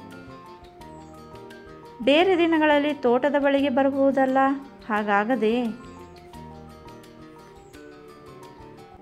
ಅಲ್ಲಿಗೆ ಬಂದರೆ ಕ್ಷೇಮ ಸಮಾಚಾರದ ವಿಷಯವೆಷ್ಟೋ ಅಷ್ಟು ಮಾತ್ರವಲ್ಲದೆ ಈ ವಿಷಯವಾಗಿ ಚಕಾರ ಎತ್ತುವ ಹಾಗಿಲ್ಲ. ನನ್ನ ಸಂಪ್ರದಾಯ ಆ ರೀತಿ ಇದೆ. ನಿಮ್ಮಂಥವರು ಏನು ಕಾರ್ಯವಿದ್ದರೂ ಇಲ್ಲಿಯೇ ಪೂರೈಸುತ್ತೇನೆ. ಈ ರಾತ್ರಿ ನಿಮ್ಮ ಕಾರ್ಯವನ್ನೆಲ್ಲ ಮುಗಿಸಿಯೇ ನಾಳೆ ಇಲ್ಲಿಂದ ಹೊರಡೋದು. ನೀವು ನಾನಿರುವಾಗಲೇ ಬಂದಿದ್ದೀರಾ, ಅದು ನಿಮ್ಮ ಪುಣ್ಯವೆಂದೇ ಹೇಳಬೇಕಾಗಿದೆ. ಯಾರಿಗೇ ಆಗಲಿ ನಾನು ಸುಲಭವಾಗಿ ಸಿಗುವವನಲ್ಲ. ನಾನು ಸಣ್ಣ ಪುಟ್ಟ ಕೆಲಸಗಳಿಗೆ ಕೈ ಹಾಕುವುದೂ ಇಲ್ಲ. ಶಿಕಾರಿ ಮಾಡುವುದಾದರೆ ಹುಲಿಯನ್ನು ಕೊಲ್ಲಬೇಕು, ಲೂಟಿ ಮಾಡುವುದಾದರೆ ಭಂಡಾರವನ್ನೇ ದೋಚಬೇಕೆಂದು ಹೇಳುವುದಿಲ್ಲವೇ? ಹಾಗೆಯೇ ನನ್ನ ಕೆಲಸ. ನನ್ನನ್ನು ಕಾಣಲು ನೀವಿಲ್ಲಿಗೆ ಬರುವುದಾದರೆ ಯಾರೊಬ್ಬರಲ್ಲಿಯೂ ತಿಳಿಸದೆ ರಹಸ್ಯವಾಗಿ ಬನ್ನಿ. ನಿಮ್ಮದೇನು ಕೆಲಸವಿದ್ದರೂ ಮಾಡಿಕೊಡ್ತೇನೆ. ನಾನು ಹೇಳಿದ ವಿಷಯವೆಲ್ಲ ನಿಮಗೆ ನೆನಪಿನಲ್ಲಿ ಇರಲಿ. ಗೊತ್ತಾಯಿತು ಬಿಡಿ. ನೀವಿನ್ನು ಹೊರಡಬಹುದು. ಪೂಜೆಗೆ ಬೇಕಾದ ವಸ್ತುಗಳನ್ನು ತಂದು ಪೂಜೆ ಆರಂಭಿಸಬೇಕು. ರಾತ್ರಿ ಪೂಜಾ ಪ್ರಯೋಗಕ್ಕೆ ಕುಳಿತರೆ ಮುಗಿಯಲು ಬೆಳಗಿನ ಜಾವ 4 ಗಂಟೆಯಾಗುತ್ತೆ. ಹೋಗ್ತೇವೆ. ಬಂದ ಕೆಲಸ ಮುಗಿದ ಮೇಲೆ ಇಲ್ಲಿದ್ದು ಮಾಡುವುದಾದರೂ ಏನಿದೆ? ಒಂದು ಮಾತು, ನೀವು ಇಲ್ಲಿದ್ದು ಮಾಡುವ ಪೂಜಾ ಪ್ರಯೋಗ ಶಕ್ತಿಯು ವಾಯುನಗರದಲ್ಲಿರುವ ಅಂದಾನಪ್ಪನ ಮೇಲೆ ಬೀರುವುದೇ? ಅದೇಕೆ ಬೀರುವುದಿಲ್ಲ? ಭಂಡಾರಯ್ಯನು ಪಂಜಿನಪುರದಲ್ಲಿದ್ದು ಮಾಡಿದ ಶಕ್ತಿ ಪ್ರಭಾವವು ನಿಮ್ಮ ಮೇಲೆ ತೋರಿರುವಾಗ ಇಲ್ಲಿ ನಡೆಯಿಸಿದ ಪ್ರಯೋಗ ಶಕ್ತಿಯು ಅಲ್ಲಿಯವರೆಗೆ ಹೋಗದಿರುತ್ತದೆಯೇ? ಆ ಊರಿಗೆ ಬಂದು ಪ್ರಯೋಗ ನಡೆಸಬೇಕೆಂದು ನಿಯಮವಿಲ್ಲ. ಹೆಸರುಗಳು ಮುಖ್ಯವಲ್ಲದೆ ಸ್ಥಳ ಮುಖ್ಯವಲ್ಲ. ನನ್ನ ಮನದ ಸಂಶಯವೆಲ್ಲ ನಿವಾರಣೆಯಾಯಿತು. ನಾವಿನ್ನು ಹೊರಡುತ್ತೇವೆ. ಮಹಾಬಲಯ್ಯನು ನಾಗೇಂದ್ರಪ್ಪನೊಡನೆ ಹಿಂದಿರುಗಿದ. ಮಾರ್ಗ ಮಧ್ಯದಲ್ಲಿ, ನನ್ನ ಶಕ್ತಿಯ ಪ್ರಭಾವ ತಿಳಿಯಲು ನಿಮ್ಮ ಗೆಳೆಯರನ್ನು ಆಮೇಲೆ ಕೇಳಿ ಎಂದು ದುರ್ಗಾಪ್ರಸಾದ ಹೇಳಿದ್ನಲ್ಲ, ನನ್ನ ಗೋಚರಕ್ಕೆ ಬಾರದೆ ನಿಮ್ಮ ದೃಷ್ಟಿಗೆ ಅದೇನು ಮಹಿಮೆ ಕಂಡಿತು ಎಂದು ಕುತೂಹಲದಿಂದ ನಾಗೇಂದ್ರಪ್ಪ ಕೇಳಿದ. ಹೇಳಿದರೆ ನಿಮಗೆ ನಾಚಿಕೆಯಾಗುತ್ತೆ ಎಂದು ಹೇಳಿದ ಸಹಜ ಧ್ವನಿಯಲ್ಲಿ ಮಹಾಬಲಯ್ಯ. ನಾಚಿಕೆಯೇ? ಹೌದು. ಆದರೂ ಪರವಾಗಿಲ್ಲ, ಹೇಳಿ, ಕೇಳಬೇಕೆಂಬ ಕುತೂಹಲ ಉಂಟಾಗಿದೆ. ಮಹಾಬಲಯ್ಯನು ನಡೆದ ಪ್ರವರ ಹೇಳಲು ನಾಗೇಂದ್ರಪ್ಪನಿಗೆ ಸಿಡಿಲು ಬಡಿದಂತಾಯಿತು. ಏನೋ ಒಂದು ಬಗೆಯ ಮಂಪರು ಕವಿದಂತಾಗಿ ಪೂರ್ವಸ್ಥಿತಿಗೆ ಬರಲು ಕೆಲವು ನಿಮಿಷಗಳು ಬೇಕಾಯಿತು. ಎಂತಹ ಸಾಹಸ ಕಾರ್ಯ ಮಾಡಿ ತೋರಿಸಿದ್ದಾನಲ್ಲ, ನನಗೆ ಗೊತ್ತೇ ಇಲ್ಲ. ಆ ಸ್ಥಳದಲ್ಲಿ ಹೆಂಗಸರು ಯಾರೂ ಇದ್ದಿರಲಿಲ್ಲೇನು? ಇದ್ದಿದ್ದರೆ ಗತಿಯೇನು? ಹೆಂಗಸರಿಲ್ಲವೆಂದೇ ಆ ಕೆಲಸ ಮಾಡಿ ತೋರಿಸಿದ್ದಾನೆ. ಹೆಂಗಸರು ಎದುರುಗಿದ್ದು ನೋಡಿದ್ದರೆ ಖಂಡಿತ ನಾನು ಜೀವ ಸಹಿತ ಇರುತ್ತಿರಲಿಲ್ಲ. ದುರ್ಗಾಪ್ರಸಾದನು ಆ ಪ್ರಯೋಗ ಮಾಡಿ ತೋರಿಸುವ ಬದಲು ಬೇರೆ ಕೆಲಸ ಮಾಡಿ ತೋರಿಸಬಹುದಿದಲ್ಲ. ನನ್ನ ಮೇಲೆ ನಿಮ್ಮ ಪ್ರಯೋಗ ಶಕ್ತಿ ತೋರಿಸಿ ಎಂದು ಹೇಳಿದಿರಲ್ಲ, ಅದಕ್ಕಾಗಿ ಆ ಕಾರ್ಯ ಮಾಡಿ ತೋರಿಸಿದ. ನಾನು ನಿಮ್ಮ ಬಳಿ ಹೇಳಬಾರದೆಂದೇ ಇದ್ದೆ, ನಿಮ್ಮ ನಿರ್ಬಂಧಕ್ಕಾಗಿ ಹೇಳಬೇಕಾಯಿತು. ಗೆಳೆಯನ ಎದುರಿಗೆ ನನ್ನನ್ನು ಬೆತ್ತಲೆಯಾಗಿ ಮಾಡಿ ಕುಣಿಸಿದನೇ ಎಂದುಕೊಂಡ ನಾಗೇಂದ್ರಪ್ಪನು ದುರ್ಗಾಪ್ರಸಾದನಿಗೆ ಮನದಲ್ಲೇ ಶಪಿಸಿದ. ಈ ರಾತ್ರಿಯನ್ನು ಭೀಮಸಾಗರದಲ್ಲೇ ಕಳೆಯಬೇಕೆಂದು ದುರ್ಗಾಪ್ರಸಾದನು ಹೇಳಿರುವುದರಿಂದ ರಾಜೇಂದ್ರ ಬೀದಿಯಲ್ಲಿರುವ ನಂದೀಶ ಭವನದಲ್ಲಿ ರೂಮ್ ಪಡೆದರು. ಅಂದಾನಪ್ಪನ ಮನೆಯಲ್ಲಿ ಯಾರದೇ ಆಗಲಿ ಸಾವನ್ನು ನೋಡುವವರೆಗೆ ಸಮಾಧಾನವಿಲ್ಲ. ಊರಿಗೆ ಹೋಗುತ್ತಲೇ ಸಾವಿನ ಸುದ್ದಿ ಕೇಳುವಿರೆಂದು ದುರ್ಗಾಪ್ರಸಾದನು ಹೇಳಿದ್ದರೂ ಯಾವಾಗ ನಗರಕ್ಕೆ ಹೋದೇನೋ ಎಂದು, ಸಾವಿನ ವಿಷಯ ಕೇಳೇನೋ ಎಂದು ಹೃದಯ ಚಡಪಡಿಸುತ್ತಿದೆ. ರಾತ್ರಿ ಊಟವಾದ ನಂತರ 11 ಗಂಟೆಯವರೆಗೆ ನಾಗೇಂದ್ರಪ್ಪನೊಡನೆ ಅಂದಾನಪ್ಪ ವಿಷಯವಾಗಿಯೇ ಮಾತನಾಡುತ್ತಾ ಕುಳಿತಿದ್ದು ಅನಂತರ ಮಲಗಿಕೊಂಡ. ಚಿಂತಾಸಾಗರದಲ್ಲಿ ಮೀಯುತ್ತಿದ್ದುದರಿಂದ ಬೇಗ ನಿದ್ದೆಗೆ ಶರಣಾಗದೆ ಮಧ್ಯರಾತ್ರಿ ಕಳೆದ ನಂತರ ನಿದ್ರಾದೇವಿಯನ್ನು ಆಲಂಗಿಸಿಕೊಂಡರು. ಬೆಳಗಿನ ಜಾವ 5 ಗಂಟೆಗೆ ಎಚ್ಚರವಾಗಲು ನಗರಕ್ಕೆ ಮರಳುವ ಆತುರವಿದ್ದುದರಿಂದ ತಕ್ಷಣ ಎದ್ದು ಕುಳಿತು ಮಗ್ಗುಲಿಗೆ ಹೊರಳಿ ನೋಡಲು ನಾಗೇಂದ್ರಪ್ಪನು ನಿದ್ದೆಯ ಮಂಪರಿನಲ್ಲೇ ಇರುವನು. ಇವನೊಬ್ಬ ಕುಂಭಕರ್ಣನೆಂದುಕೊಂಡು ಅವನ ಮೈ ಅಲುಗಾಡಿಸಲು ನಾಗೇಂದ್ರನು ಕಣ್ಣುಜ್ಜಿಕೊಳ್ಳುತ್ತಾ ಎದ್ದು ಕುಳಿತು ಮೈ ಮುರಿದು ಭಾರವಾಗಿದ್ದ ಶರೀರವನ್ನು ಹಗುರಾಗಿ ಮಾಡಿಕೊಂಡು ಈಗ ವೇಳೆ ಎಷ್ಟೆಂದು ಮಹಾಬಲಯನಿಗೆ ಕೇಳಿದ. 5 ಗಂಟೆ 20 ನಿಮಿಷ ಗಡಿಯಾರ ನೋಡಿ ಹೇಳಿದ ಮಹಾಬಲಯ. ಇಷ್ಟು ಬೇಗ ಎದ್ದು ಏನು ಮಾಡಬೇಕಾಗಿದೆ? 8 ಗಂಟೆಯ ಮೇಲಲ್ವೇ ಬಸ್ಸು ಹೊರಡೋದು? ಬೇಸರದ ಧ್ವನಿಯಲ್ಲೇ ನುಡಿದ ನಾಗೇಂದ್ರಪ್ಪ. ನಾವು ರೆಡಿಯಾಗಿ ಹೋಗುವ ವೇಳೆಗೆ ಎಲ್ಲ ಸರಿ ಹೋಗುತ್ತೆ. ಯಾವುದಕ್ಕೂ ಅರ್ಧ ಗಂಟೆ ಮೊದಲೇ ಸಿದ್ಧರಾಗೋದು ಒಳ್ಳೆಯದಲ್ವೇ? ಸಾವಧಾನವಾಗಿ ನುಡಿದರೂ ಮಹಾಬಲಯನ ಹೃದಯದಲ್ಲಿ ಆತುರತೆ ಇದೆ. ನಿಮಗೆ ತುಂಬ ಅವಸರ. ರಾತ್ರಿ ಸರಿಯಾಗಿ ನಿದ್ದೆ ಮಾಡಿದಿರೋ ಇಲ್ವೋ ಗೊತ್ತಿಲ್ಲ. ನಾನು ಅನುಭವಿಸುತ್ತಿರುವ ವೇದನೆ ನನಗೆ ಗೊತ್ತು. ಅದರಲ್ಲಿ ನೀವು ಪಾಲ್ಗೊಂಡಿದ್ದೀರಾ? ಆದಷ್ಟು ಬೇಗ ಇಲ್ಲಿಂದ ಹೊರಟು ಬಸ್ ಸ್ಟ್ಯಾಂಡಿನಲ್ಲಿ ಕಾಯೋಣ. ನಾಗೇಂದ್ರಪ್ಪನು ಪ್ರತಿಯಾಡಲಿಲ್ಲ. ಇಬ್ಬರೂ ಬೆಳಗಿನ ಕಾರ್ಯ ಚಟುವಟಿಕೆಗಳನ್ನೆಲ್ಲ ಮುಗಿಸಿಕೊಂಡು ಬಸ್ ನಿಲ್ದಾಣದ ಬಳಿಗೆ ಹೊರಟರು. ಬಸ್ಸು ಸಿಗದೆ ಹೋದರೆ ಟ್ಯಾಕ್ಸಿಯಲ್ಲಾದರೂ ಹೋಗಬೇಕೆಂಬ ಆತುರತೆಯು ಮಹಾಬಲಯನ ಮನದಲ್ಲಿದೆ. ಬಸ್ಸು ನಿಲ್ದಾಣಕ್ಕೆ ಹೋಗಿ ವಿಚಾರಿಸಲು ವಾಯುನಗರಕ್ಕೆ ಹೊರಡುವ ಬಸ್ಸು 10 ನಿಮಿಷಗಳ ನಂತರ ಬರುವುದಾಗಿ ತಿಳಿಯಿತು. ನಿಲ್ದಾಣದ ಹೋಟೆಲ್ನಲ್ಲಿ ಕಾಫಿ ಕುಡಿಯುತ್ತಾ ಕುಳಿತಿದ್ದು ಬಸ್ಸು ಬಂದ ನಂತರ ಇಬ್ಬರೂ ಟಿಕೆಟು ಪಡೆದು ಹೊರಟರು. 20 ನಿಮಿಷ ತಡವಾಗಿಯೇ ಹೊರಟ ಬಸ್ಸು ಮಧ್ಯಾಹ್ನ 3 ಗಂಟೆ ವೇಳೆಗೆ ವಾಯುನಗರವನ್ನು ತಲುಪಿತು. ಬಸ್ಸಿನಿಂದ ಇಳಿದ ಮಹಾಬಲಯನು ನಾಗೇಂದ್ರಪ್ಪನೊಡನೆ ಆಟೋ ರಿಕ್ಷಾದಲ್ಲಿ ಕುಳಿತು ಮನೆಗೆ ಬಂದ. ರಿಕ್ಷಾದಿಂದ ಇಳಿದು ಬಾಡಿಗೆ ಹಣವನ್ನಿತ್ತು ಮನೆಯೊಳಗೆ ಕಾಲಿಡುತ್ತಲೇ ಅಂದಾನಪ್ಪನ ಮಗಳಾದ ಪ್ರಭಾವತಿಯು ಸತ್ತಳೆಂಬ ವಾರ್ತೆ ಕೇಳಿದ ಮಡದಿಯ ಮೂಲಕ. ಮಹಾಬಲಯನ ಮುಖವು ಅರಳಿದ ಹೂವಿನಂತಾಯಿತಲ್ಲದೆ ಕರುಣಾನಂದಕರ ವಿಷಯ ಕೇಳಿದಂತಾಯಿತು. ದುರ್ಗಾಪ್ರಸಾದನು ಹೇಳಿದ್ದನ್ನು ನೆನಪಿಗೆ ತಂದುಕೊಂಡು ಆತನು ಹೇಳಿದಂತೆಯೇ ನಡೆದಿದೆ, ಮುಂದೆಯೂ ನಡೆಯುವುದರಲ್ಲಿ ಸಂಶಯವಿಲ್ಲ ಎಂದುಕೊಂಡು ನಾಗೇಂದ್ರಪ್ಪನ ಮುಖ ನೋಡಿ ನಕ್ಕ. ನಾನು ಮನೆಗೆ ಹೋಗಿ ಬರುವೆನೆಂದ ನಾಗೇಂದ್ರಪ್ಪನು ಮಹಾಬಲಯನಿಂದ ಬೀಳ್ಕೊಂಡು, ಹೇಗೆ ಸತ್ತಳು? ಅವಳಿಗೇನಾಗಿತ್ತು?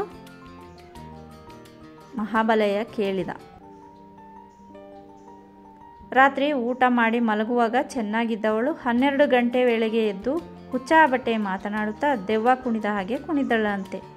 ಅಂದಾನಪ್ಪನು ಡಾಕ್ಟರನ್ನು ಕರೆಯಿಸಿ ಇಂಜೆಕ್ಷನ್ ಕೊಡಿಸಿದನಂತೆ. ಆದರೂ ಕುಣಿಯ ಕುಪ್ಪಳಿಸುವುದು ತಪ್ಪಲಿಲ್ಲ. ಆಮೇಲೆ ಅಂದಾನಪ್ಪನು ಮಂತ್ರಗಾರ ಮಾರಪ್ಪನನ್ನು ಕರೆಯಿಸಲು ಆತನು ಮಂತ್ರ ಹಾಕಿ ಯಂತ್ರ ಕಟ್ಟಿದನಂತೆ. ಹೌದೇ? ಆಮೇಲೇನಾಯಿತು? ಆಗುವುದೇನು? ಅವಳ ಆರ್ಭಟ ಇನ್ನೂ ಜೋರಾಯಿತಲ್ಲದೆ ಕಡಿಮೆ ಆಗಲಿಲ್ವಂತೆ. ದುರ್ಗಾಪ್ರಸಾದನ ಮಂತ್ರಶಕ್ತಿಯ ಮಹಾಪ್ರಭಾವವು ಆ ರೀತಿ ಇದೆ ಎಂದುಕೊಂಡ ಮಹಾಬಲಯನು ಆಮೇಲೆ ಎಂದು ಕೇಳಿದ. ಯಂತ್ರವನ್ನು ಕಿತ್ತು ಮಾರಪ್ಪನ ಮುಖದ ಮೇಲೆಸೆದು, ಈ ಮನೆ ತಂಟೆಗೆ ಬಂದರೆ ನಿನ್ನನ್ನು ಬಿಡೋದಿಲ್ಲ ಅಂತ ಹೇಳಿ ನಿಂತ ಹಾಗೆಯೇ ರಕ್ತಕಾರಿ ಸತ್ತಳಂತೆ. ಮಾರಪ್ಪನು ಅಂದಾನಪ್ಪನೊಡನೆ, ನಿಮ್ಮ ಮೇಲೆ ನಿಮಗಾಗದವರು ಮಾಟ ಮಾಡಿಸಿದ್ದಾರೆ. ಆ ಪ್ರಯೋಗ ಶಕ್ತಿಯು ಮಹಾಪ್ರಬಲವಾಗಿದೆ. ನೀವು ಸರಿಯಾದ ಬಂದೋಬಸ್ತು ಮಾಡಿಸಿಕೊಳ್ಳದೆ ಹೋದರೆ ನೀವೆಲ್ಲರೂ ಬಲಿಯಾಗುತ್ತೀರಾ ಎಂದು ಹೇಳಿದನಂತೆ. ನಮ್ಮ ಮೇಲೆ ಮಹಾಬಲೆಯನ್ನೇ ಮಾಟ ಮಾಡಿಸಿದ್ದಾನೆಂದು ಅಂದಾನಪ್ಪನು ತನ್ನವರ ಬಳಿ ಹೇಳಿಕೊಂಡಿದ್ದಾನಂತೆ. ಇದ್ದಕ್ಕಿದ್ದ ಹಾಗೆ ನೀವು ಎಲ್ಲಿಗೋಗಿದ್ದೀರಿ? ವಿಷಯ ಹೇಳಿದ ಚಂದ್ರಮ್ಮನು ಗಂಡನು ಕಾಣೆಯಾದ ಬಗ್ಗೆ ಪ್ರಶ್ನಿಸಿದಳು. ನನ್ನ ಸ್ನೇಹಿತರೊಬ್ಬರನ್ನು ಕಾಣುವ ನಿಮಿತ್ತ ವಾಣಿಪುರಕ್ಕೆ ಹೋಗಿದ್ದೆ. ನನ್ನ ವಿಷಯವಿರಲಿ, ಮಗಳ ಸಾವಿನ ತಪ್ಪನ್ನು ಅಂದಾನಪ್ಪನು ನನ್ನ ಮೇಲೆ ಹೊರಿಸಿದ್ದಾನೆಯೇ? ಆಕೆ ಸತ್ತಾಗ ನಾನು ಊರಲ್ಲೇ ಇರಲಿಲ್ವಲ್ಲ. ಅದೇನಾದರೂ ಗೊತ್ತೇ ಅವನಿಗೆ? ಬೊಗಳುವ ನಾಯಿಯಂತೆ ಬೊಗಳಿಕೊಳ್ಳಲಿ. ನನಗೇನು ಬಿಡು, ನನಗೇನೂ ನಷ್ಟವಿಲ್ಲ. ಆ ರೀತಿ ಹೇಳಿಕೊಳ್ಳುತ್ತಿದ್ದರೆ ನಮ್ಮ ಹೆಸರಿಗೆ ಕಳಂಕವಲ್ಲವೇ? ನಮ್ಮ ಹಿಂದೆ ತಾನೇ ಆಡಿಕೊಂಡಿರೋದು. ಮುಂದೆ ಹೇಳುವಷ್ಟು ಧೈರ್ಯ ಇದೆಯೇ? ಅವನ ಮಗಳ ದುರ್ಮರಣಕ್ಕೆ ನಾವು ಹೊಣೆಯೇ? ನಮ್ಮ ಮೇಲೆ ಅವನೇ ಮಾಟ ಮಾಡಿಸಿ ವೀಣಾಳ ಸಾವಿಗೆ ಕಾರಣನಾದವನು ಆತನೇ.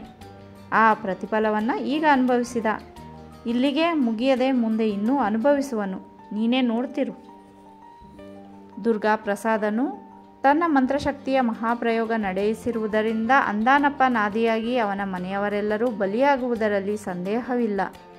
ಪ್ರಭಾವತಿಯು ಮೊದಲನೇ ಸಂಖ್ಯೆಗೆ ಸೇರಿದ್ದಾಳೆ.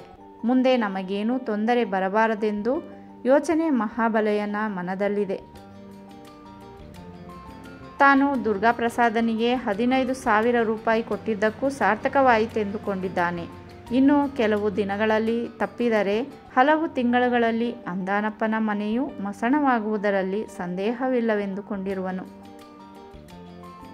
ದುರ್ಗಾಪ್ರಸಾದನು ವಾಯುನಗರದಲ್ಲೇ ಇದ್ದಿದ್ದರೆ ಆತನಲ್ಲಿಗೆ ರಹಸ್ಯವಾಗಿ ಹೋಗಿ ಕೃತಜ್ಞತೆ ಸಲ್ಲಿಸದಿರುತ್ತಿರಲಿಲ್ಲ. ಆತನು ಬಹು ದೂರದ ಊರಿನಲ್ಲಿ ಇರುವುದರಿಂದ ಹೋಗಲು ಹಿಂದೇಟು ಹಾಕಿದ. ಅಂದಾನಪ್ಪನ ಮನೆಯಲ್ಲಿ ಇನ್ನೊಂದೆರಡು ಹೆಣಗಳು ಬಿದ್ದ ನಂತರ ಯಾರೊಬ್ಬರಲ್ಲಿಯೂ ಹೇಳದೆ ಭೀಮಸಾಗರಕ್ಕೆ ಹೋಗಿ ದುರ್ಗಾ ಪ್ರಸಾದನನ್ನು ಕಂಡು ಹೇಳಿ ಬರಬೇಕೆಂದು ತನ್ನಲ್ಲಿಯೇ ಸಂಕಲ್ಪ ಮಾಡಿದ. ದುರ್ಗಾ ಪ್ರಸಾದನ ಪ್ರಯೋಗ ಶಕ್ತಿಯ ಮುಂದೆ ಭಂಡಾರಯ್ಯನ ಶಕ್ತಿ ಸಾಹಸವೇನೂ ನಡೆಯುವುದಾಗಿದ್ದರೆ ಪ್ರಭಾವತಿಯು ಸಾಯುತ್ತಿರಲಿಲ್ಲ. ತಾವು ಸರಿಯಾದ ಮಂತ್ರವಾದಿಯನ್ನೇ ಆಶ್ರಯಿಸಿದ್ದೇವೆ ಎಂದು ಯೋಚಿಸಿ ಮನದಲ್ಲೇ ಹೆಮ್ಮೆ ಪಟ್ಟುಕೊಂಡ. ವೀಣಾಳ ಸಾವಿನಿಂದ ಎಷ್ಟರ ಮಟ್ಟಿಗೆ ಸಂಕಟ ಪಟ್ಟುಕೊಂಡಿದ್ದನೋ ಪ್ರಭಾವತಿಯ ದುರ್ಮರಣದಿಂದ ಅದಕ್ಕೆ 4 ಪಟ್ಟು ಹೆಚ್ಚಾಗಿ ಸಂತೋಷ ಪಡುವಂತಾಯಿತು. ಅಂದಾನಪ್ಪನು ಬೇರೆ ಯಾವ ಮಂತ್ರವಾದಿಯನ್ನು ಆಶ್ರಯಿಸಿದರೂ ತಮಗೇನೂ ಆಪತ್ತು ಬಾರದೆಂಬ ದೃಢ ನಂಬಿಕೆಯು ಮಹಾಬಲಯ್ಯನ ಹೃದಯದಲ್ಲಿ ಬೇರೂರಿಕೊಂಡಿದೆ. 2ನೆಯ ದಿನ ಬೆಳಗಾಗುತ್ತಲೇ ಅಂದಾನಪ್ಪನ 13 ವರ್ಷದ ಮಗನು ಸತ್ತ ವಾರ್ತೆ ಕೇಳಿದ ಮಹಾಬಲಯ್ಯನ ಸಂತೋಷ ಮುಗಿಲು ಮುಟ್ಟಿತು. ಹೀಗೆಯೇ ಅಂದಾನಪ್ಪನ ಹೆಂಡತಿ ಮಕ್ಕಳೆಲ್ಲರೂ ಸತ್ತ ನಂತರ ಆತನು ಕೊರಗಿ ಸಾಯುವುದರಲ್ಲಿ ಸಂಶಯವಿಲ್ಲ. ಅವನು ಪಟ್ಟಿರುವ ಅಹಂಕಾರಕ್ಕೆ ಹಾಗಾಗಲೇಬೇಕಾದದ್ದು ನ್ಯಾಯ ಎಂದುಕೊಂಡ. ಯಾರಲ್ಲಿಯೇ ಆಗಲಿ ತನ್ನ ಪರಾಕ್ರಮವನ್ನು ಹೇಳಿಕೊಳ್ಳುವ ಹಾಗಿಲ್ಲ. ಮನಸ್ಸಿನ ಆಂದೋಲನ ಕಳೆದುಕೊಳ್ಳುವ ಉದ್ದೇಶವುಳ್ಳವನಾದ ಮಹಾಬಲಯ್ಯನು ನಾಗೇಂದ್ರಪ್ಪನನ್ನು ಕರೆಯಿಸಿಕೊಂಡು ಆತನೊಡನೆ ಉದ್ಯಾನವನದ ಬಳಿಗೆ ಹೋಗಿ ನಿರ್ಜನ ಪ್ರದೇಶದಲ್ಲಿ ಕುಳಿತ. ನೋಡಿದ್ರಾ ಹೇಗಿದೆ? ಈಗಾಗಲೇ 2 ಹೆಣಗಳಾಗಿವೆ. ಇದೇ ರೀತಿ ಹೆಣದ ಮೇಲೆ ಹೆಣ ಹೋಗುವುದರಲ್ಲಿ ಸಂಶಯವಿಲ್ಲ. ನನ್ನನ್ನು ಕೆಣಕುವುದೆಂದರೆ ನರಿಯು ಸಿಂಹವನ್ನು ಕಾಳಗಕ್ಕೆ ಕರೆದಂತೆಯೇ ತನ್ನ ಪೌರುಷ ಹೇಳಿಕೊಂಡ ಮಹಾಬಲಯ್ಯ. ಹೌದೆಂಬ ರೀತಿ ತಲೆಯಾಡಿಸಿದ ನಾಗೇಂದ್ರಪ್ಪನು. ದುರ್ಗಾಪ್ರಸಾದನ ಮಂತ್ರಶಕ್ತಿಯ ಪ್ರಭಾವವು ಹೆಚ್ಚಿನ ಮಹಿಮೆಯನ್ನೊಳಗೊಂಡಿದೆ. ಅಂದಾನಪ್ಪನು ಭಂಡಾರಯ್ಯನ ಮೊರೆ ಬೀಳಬಹುದು ಎಂದು ಹೇಳಿದ. ದುರ್ಗಾಪ್ರಸಾದನ ಶಕ್ತಿಯ ಮುಂದೆ ಭಂಡಾರಯ್ಯನು ತೃಣ ಸಮಾನನೆಂದು ಹೇಳಬಲ್ಲೆ. ಆತನ ಶಕ್ತಿಯು ಪ್ರಭಾವದಿಂದ ಕೂಡಿದ್ದರೆ ಅವರಿಬ್ಬರು ಸಾಯುತ್ತಿರಲಿಲ್ಲ. ದುರ್ಗಾಪ್ರಸಾದನಿಗೆ 15,000 ರೂಪಾಯಿ ಕೊಟ್ಟಿದ್ದಕ್ಕೂ ಸಾರ್ಥಕವಾಯಿತು. ಹಣ ಕೊಟ್ಟಿದ್ದಕ್ಕಾಗಿ ಚಿಂತೆ ಮಾಡುವುದಿಲ್ಲ. ಅಂದಾನಪ್ಪನ ಮನೆಯಲ್ಲಿ ಹೆಣಗಳು ಬೀಳುತ್ತಿವೆಯಲ್ಲ, ಅದೇ ನನಗೊಂದು ಸಂತೋಷ. ನಾನು ಶಪಥ ಮಾಡಿದ್ದಕ್ಕೂ ಸಾರ್ಥಕವಾಯಿತು. ನೀವು ಸಹ ಭಯ ಪಡಬೇಕಾಗಿಲ್ಲ. ಈ ವಿಷಯ ನಿಮ್ಮಲ್ಲಿಯೇ ಇರಲಿ, ಯಾರಲ್ಲಿಯೂ ಬಾಯಿ ಬಿಡಬೇಡಿ. ನನಗೆ ಗೊತ್ತಿಲ್ಲವೇ?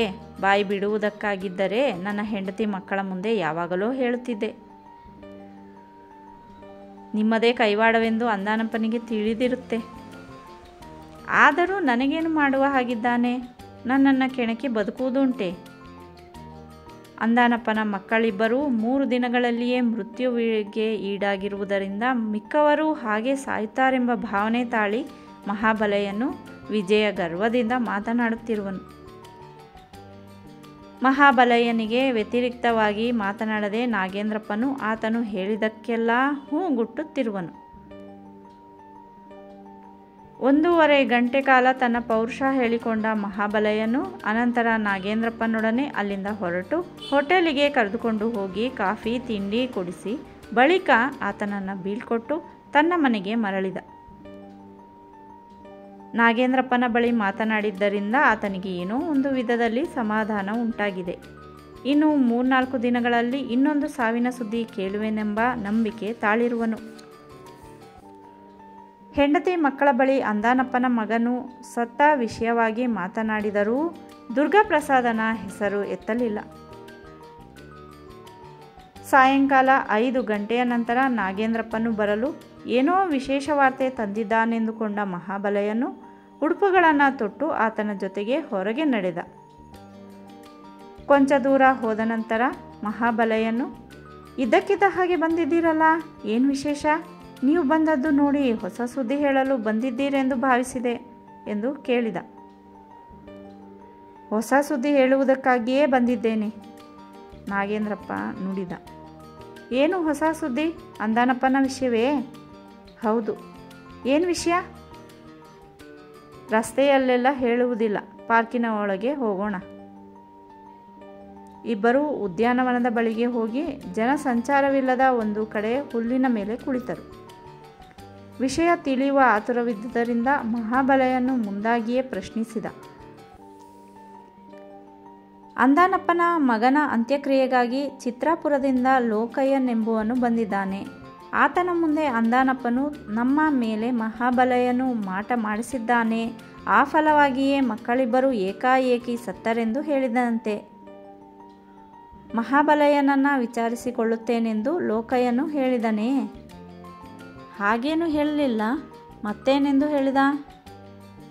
ನನ್ನ ಸ್ನೇಹಿತ ಧರಣಯ್ಯನ ಬಳಿ ನಿಮ್ಮ ವಿಷಯ ಹೇಳಿ ಮಾಟವು ಮಹಾಬಲಯ್ಯನ ಮೇಲೆ ಹಿಂತಿರುಗುವಂತೆ ಮಾಡಿಸಿ ಅವನ ಮನೆಯಲ್ಲಿ ಹೆಣಗಳು ಬೀಳುವಂತೆ ಮಾಡಿಸುತ್ತೇನೆಂದು ಭರವಸೆ ಇತ್ತನಂತೆ. ಧರಣಯ್ಯ ಅಂದರೆ ಯಾರು? ಅವನೊಬ್ಬ ಮಹಾಮಾಂತ್ರಿಕನಂತೆ, ವಾಮಾಚಾರ ವಿದ್ಯೆಯಲ್ಲಿ ಮಹಾಪ್ರವೀಣನಂತೆ. ಮಹಾಬಲಯ್ಯನ ಹೃದಯದೊಳಗೆ ಅಂಜಿಕೆ ತಲೆ ಹಾಕಿದರೂ ಆ ವೇಳೆಯಲ್ಲಿ ತೋರಿಸಿಕೊಳ್ಳಲಿಲ್ಲ. ನಾಗೇಂದ್ರಪ್ಪನ ಮುಂದೆ ಪೌರುಷ ಹೇಳಿಕೊಂಡಿರುವಾಗ ಈಗ ಭೀತಿ ತೋರಿಸಿಕೊಂಡರಾಗುವುದೇ? ದುರ್ಗಾಪ್ರಸಾದನ ಮುಂದೆ ಈ ಸಂಗತಿ ಹೇಳಿದ್ದೇ ಆದರೆ ಧರಣಯ್ಯನೇ ರಕ್ತಕಾರಿ ಸಾಯುವಂತೆ ಮಾಡುವನು. ಮೊದಲು ಆ ಕೆಲಸ ಮಾಡಿಸಬೇಕು, ಇಲ್ಲದೆ ಹೋದರೆ ನಮಗೆ ಗಂಡಾಂತರ ತಪ್ಪದು. ಅಂದಾನಪ್ಪನ ಮನೆಯಲ್ಲಿ ನಡೆದ ಸಾವುಗಳಿಗೆ ನಾವು ನಗೆಯಾಡಿದಂತೆ ನಮ್ಮವರ ಸಾವು ನೋಡಿ ಅವನು ನಗುವಂತಾಗಬಾರದು. ದುರ್ಗಾಪ್ರಸಾದನನ್ನು ಕಾಣಬೇಕಾಗಿದ್ದರೆ ಮಂಗಳವಾರ ಮಾತ್ರ. ಅಲ್ಲಿಯವರೆಗೆ ಕಾದು ಆ ದಿನವೇ ಭೀಮಸಾಗರಕ್ಕೆ ಹೋಗಿ ಆತನನ್ನು ಕಂಡು ವಿಷಯ ಹೇಳಬೇಕಾಗಿದೆ. ಈ ತಕ್ಷಣ ಹೋಗುವ ಹಾಗಿಲ್ವಲ್ಲ. ಅಷ್ಟರಲ್ಲಿ ಧರಣಯ್ಯನ ಮಹಾಪ್ರಯೋಗ ನಿಮ್ಮ ಮೇಲೆ ನಡೆದರೆ ನಾವು ಸಾವು ನೋವುಗಳಿಗೆ ಕಾರಣವಾಗುವುದಲ್ಲ. ಅಂದಾನಪ್ಪನಿಗೆ ಈಗ ಭಂಡಾರಯ್ಯನಲ್ಲಿಗೆ ಹೋಗದೆ ಲೋಕಯ್ಯನ ಮಾತಿನಂತೆ ಧರಣಯ್ಯನನ್ನು ಕರೆಯಿಸಬಹುದು, ಅಥವಾ ಇವನಾದರೂ ಅಲ್ಲಿಗೆ ಹೋಗಬಹುದು. ಯಾರ ಮಾಟ ಮಂತ್ರದ ಪ್ರಯೋಗವೂ ನಿಮ್ಮ ಮೇಲೆ ನಡೆಯುವುದಿಲ್ಲವೆಂದು ದುರ್ಗಾಪ್ರಸಾದನು ಹೇಳಿರುವನಲ್ಲ. ಆತನು ಹೇಳಿದ್ದನ್ನು ಈಗಾಗಲೇ ಮರೆತು ಹೋದ್ರಾ? ದುರ್ಗಾಪ್ರಸಾದನ ಶಕ್ತಿಯನ್ನು ನಾಶಗೊಳಿಸುವ ಶಕ್ತಿಯು ಧರಣಯ್ಯನಲ್ಲಿ ಇರಬಹುದು. ಮಾಟ ಮಾಡುವ ವಿದ್ಯೆಯಲ್ಲಿ ಒಬ್ಬರನ್ನೊಬ್ಬರು ಮೀರಿಸುವ ಮಂತ್ರವಾದಿ ಯಾರಿದ್ದಾರೆ? ದುರ್ಗಾಪ್ರಸಾದನು ನಮಗೆ ಅಭಯವಿತ್ತಿರಬಹುದಾದರೂ ಈ ವೇಳೆಯಲ್ಲಿ ನಾವು ಅಲಕ್ಷ್ಯ ಭಾವನೆ ತೋರುವುದು ಸರಿಯಲ್ಲ. ನಾಗೇಂದ್ರಪ್ಪನು ಹೇಳುತ್ತಾ ಹೋದ ಹಾಗೆ ಮಹಾಬಲಯ್ಯನ ಭಯ ಹೆಚ್ಚಾಯಿತೇ ವಿನಃ ಕಡಿಮೆಯಾಗಲಿಲ್ಲ. ಕೆಲ ನಿಮಿಷ ಯೋಚನೆಯಲ್ಲಿ ಮುಳುಗಿದ್ದು ಬಳಿಕ, ದುರ್ಗಾಪ್ರಸಾದನು ನನ್ನ ವಿಷಯವಾಗಿ ಹೇಳಿರುವ ಮುಖ್ಯ ವಿಷಯ ಈಗ ನೆನಪಿಗೆ ಬಂತು ಎಂದು ಹೇಳಿದ.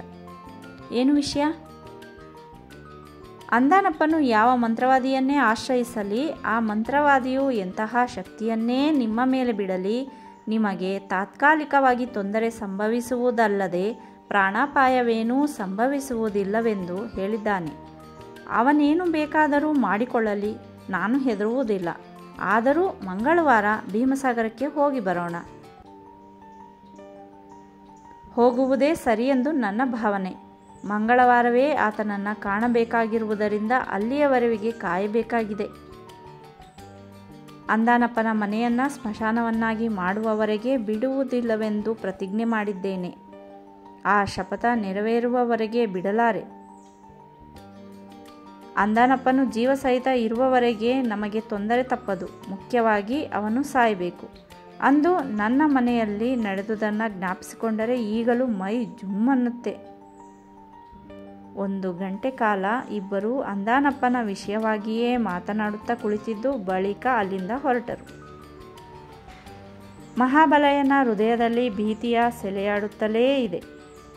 ಭಂಡಾರಯ್ಯನ ಮಹಾಶಕ್ತಿಯನ್ನು ದುರ್ಗಾಪ್ರಸಾದನು ನಿಷ್ಫಲಗೊಳಿಸಿದಂತೆ ದುರ್ಗಾಪ್ರಸಾದನ ಪ್ರಯೋಗ ಶಕ್ತಿಯನ್ನು ಧರಣಯ್ಯನು ನಾಶಪಡಿಸಿದರೆ ನಮಗೆ ತೊಂದರೆ ತಪ್ಪದೆಂದು ಯೋಚನೆ ಮಹಾಬಲಯ್ಯನ ಮನದಲ್ಲಿದೆ.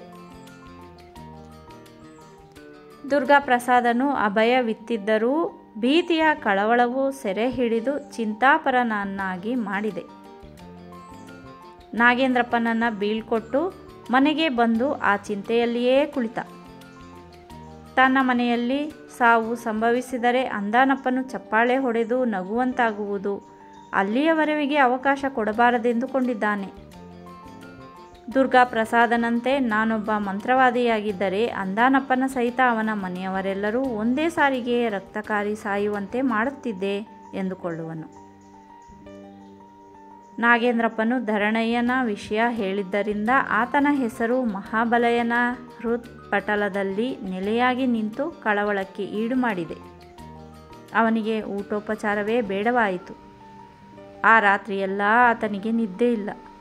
ಕಣ್ಣು ಮುಚ್ಚಿದರೆ ಸಾಕು ಮಂತ್ರವಾದಿಯು ಭಯಂಕರ ಆಕೃತಿಯೊಂದು ಎದುರಿಗೆ ಬಂತು ನಿಂತಂತೆ ಆಗುವುದು. ರಾತ್ರಿಯೆಲ್ಲ ನಿದ್ದೆ ಇಲ್ಲದೆ ಬೆಳಗಾದ ನಂತರ ಎದ್ದು ಆ ಚಿಂತೆಯಲ್ಲಿಯೇ ಕುಳಿತಿರಲು ನಾಗೇಂದ್ರಪ್ಪನು ಆಗಮಿಸಿ ಲೋಕಯ್ಯನು ಸತ್ತು ಹೋದನೆಂದು ಹೇಳಿದ. ತನ್ನ ಕಿವಿಗಳನ್ನೇ ನಂಬದಂತಾಯಿತು ಮಹಾಬಲಯ್ಯನಿಗೆ. ಲೋಕಯ್ಯನು ಸತ್ತನೆ? ಹೇಗೆ? ಆತುರ ಹಾಗೂ ಕುತೂಹಲ ಆಸಕ್ತನಾಗಿ ಕೇಳಿದ ಮಹಾಬಲಯ್ಯ. ಬೆಳಗಿನ ಜಾವ 4 ಗಂಟೆಯವರೆಗೆ ಸುಖವಾಗಿ ಮಲಗಿದ್ದು ಅನಂತರ ಎದ್ದು ಹುಚ್ಚನಂತೆ ಕಿರ್ಚಾಡುತ್ತಾ, ಅಯ್ಯಯ್ಯೋ ಹೊಟ್ಟೆ ಉರಿ ತಡಿಲಾರೆ, ನಾನು ಹೇಳಿದ್ದು ತಪ್ಪಾಯಿತು, ಇನ್ನು ಮುಂದೆ ಆ ರೀತಿ ಹೇಳೋದಿಲ್ಲ, ನಾನು ಬದುಕೋದಿಲ್ಲ, ಯಮದೂತರು ಪಾಶ ಹಿಡಿದು ನಿಂತಿದ್ದಾರೆ ಅಂತ ಇನ್ನೂ ಏನೇನೋ ವಿಚಿತ್ರವಾಗಿ ಮಾತನಾಡಿ ರಕ್ತಕಾರಿ ಸತ್ತನಂತೆ. ಮಹಾಬಲಯ್ಯನ ಕಿವಿಗಳಿಗೆ ಅಮೃತ ಸುರಿದಂತಾಯಿತು. ಈ ಸ್ಥಳದಲ್ಲಿ ಮಾತನಾಡಬಾರದೆಂದು ಮುಖ ತೊಳೆದುಕೊಂಡು ಬಟ್ಟೆಗಳನ್ನು ತೊಟ್ಟು ನಾಗೇಂದ್ರಪ್ಪನ ಜೊತೆ ಹೊರಗೆ ನಡೆದ.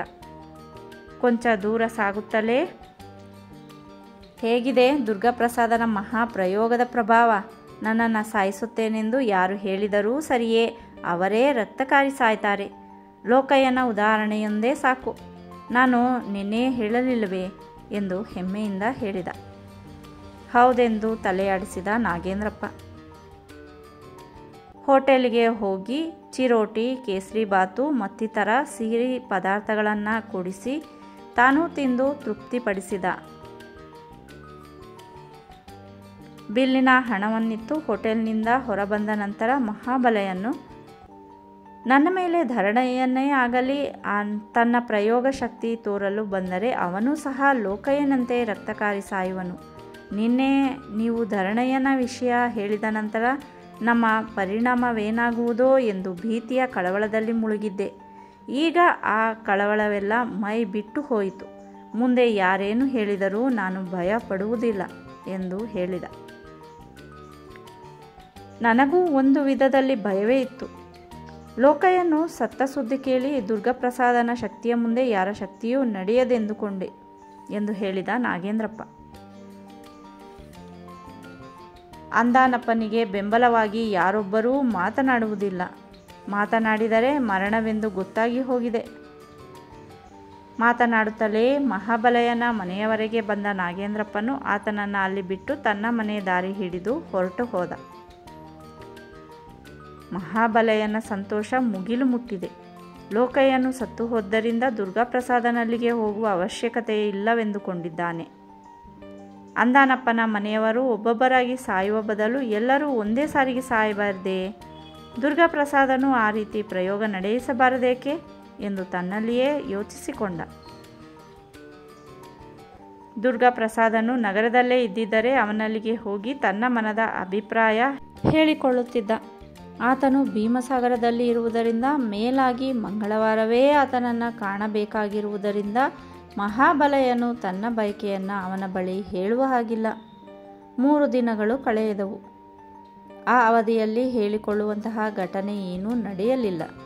4ನೆಯ ದಿನ ರಾತ್ರಿ ಅಂದಾನಪ್ಪನ ವಿನಃ ಉಳಿದವರೆಲ್ಲರೂ ಹುಚ್ಚರಂತೆ ಕೂಗಾಡುತ್ತಾ ಪ್ರಜ್ಞೆಯಿಲ್ಲದೆ ಕುಣಿದು ಒಬ್ಬರನ್ನೊಬ್ಬರು ಹೊಡೆದಾಡಿ ಒಬ್ಬರನ್ನೊಬ್ಬರು ಕೊಂದು ಹಾಕಿದರೆಂದು, ಅಂದಾನಪ್ಪನು ಮಾತ್ರ ಉಳಿದಿರುವನೆಂದು 5ನೇ ದಿನ ಬೆಳಿಗ್ಗೆ ಮಹಾಬಲಯ್ಯನಿಗೆ ತಿಳಿಯಿತು. ಮಹದಾಶ್ಚರ್ಯಗೊಂಡ ಆತನು ಮನದಲ್ಲಿ ತಾನು ಊಹೆ ಮಾಡಿಕೊಂಡಂತೆಯೇ ನಡೆದಿದೆ ಎಂದುಕೊಂಡ. ಅಂದಾನಪ್ಪನ ಅಹಂಕಾರವೆಲ್ಲ ಅಡಗಿತು. ಇನ್ನು ಅವನು ಸಾಯುವ ದಿನಗಳು ದೂರವಿಲ್ಲ. ಅವನು ಸತ್ತ ನಂತರ ಶತ್ರುಕುಲವು ನಿರ್ನಾಮವಾದಂತಾಗುವುದು, ಮುಂದೆ ಯಾರ ಭಯವೂ ಇಲ್ಲದೆ ನಿಶ್ಚಿಂತೆಯಿಂದ ಇರಬಹುದು ಎಂದುಕೊಂಡ. ಅಂದು ನಾಗೇಂದ್ರಪ್ಪನು ನಗರದಲ್ಲಿ ಇಲ್ಲದಿರುವುದರಿಂದ ತಾನೋರ್ವನೇ ಉದ್ಯಾನವನದ ಬಳಿಗೆ ಹೋಗಿ ಕಲ್ಲು ಮಂಚದ ಮೇಲೆ ಕುಳಿತು ಗತಕಾಲದ ಘಟನೆಗಳನ್ನು ಗುಂಗಿನಲ್ಲಿ ಮುಳುಗಿ ನೇರ ನೋಟದಲ್ಲಿ ಇರಲು ಎದುರಿಗೆ ಮೊಚ್ಚುಗತ್ತಿ ಹಿಡಿದು ಅಂದಾನಪ್ಪನು ಪ್ರಳಯ ರುದ್ರನಂತೆ ಬರುತ್ತಿರುವುದನ್ನು ಕಂಡ.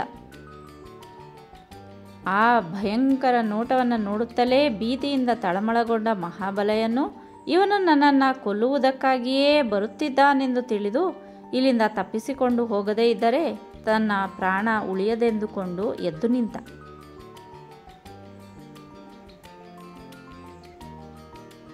ಆ ವೇಳೆಗೆ ಅವನ ಸಮೀಪಕ್ಕೆ ಬಂದ ಅಂದಾನಪ್ಪನು ಮುಚ್ಚುಗತ್ತಿಯನ್ನೆತ್ತಿ ಆತನ ಮೇಲೆ ಬಲವಾಗಿ ಹೊಡೆದ. ತಲೆ ಮೇಲೆ ಮುಚ್ಚುಗತ್ತಿಯ ಏಟು ಬೀಳುತ್ತಲೇ ಮಹಾಬಲಯ್ಯನು ಕೆಟ್ಟ ಧ್ವನಿಯಲ್ಲಿ ಅಯ್ಯಪ್ಪ ಎಂದು ಚೀರುತ್ತಲೇ ಸ್ವಪ್ನಲೋಕದಲ್ಲಿ ವಿಹಾರ ಮಾಡುತ್ತಿದ್ದ ಮಹಾಬಲಯ್ಯನಿಗೆ ತಕ್ಷಣ ಎಚ್ಚರವಾಯಿತು. ಕಣ್ಣೆರೆದು ನೋಡಲು ಹೋಟೆಲಿನ ರೂಮಿನ ಮಂಚದ ಮೇಲೆ ಮಲಗಿರುವನು.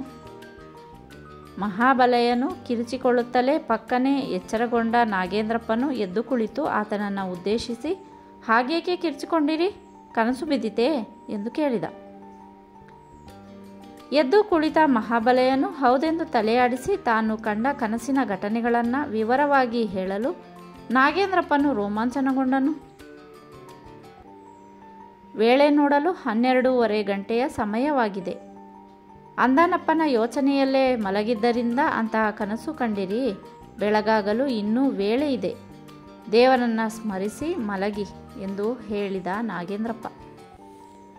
ಎಂತಹ ಭಯಂಕರ ಕನಸು! ಕಣ್ಣು ಮುಂದೆ ಕಟ್ಟಿದಂತಿದೆ. ನೆನೆಸಿಕೊಂಡ್ರೆ ಭಯವಾಗುತ್ತೆ. ಕನಸಿನಲ್ಲಿ ನಡೆದಂತೆ ನಿಜ ಜೀವನದಲ್ಲಿಯೂ ನಡೆಯಬಹುದೋ ಏನೋ.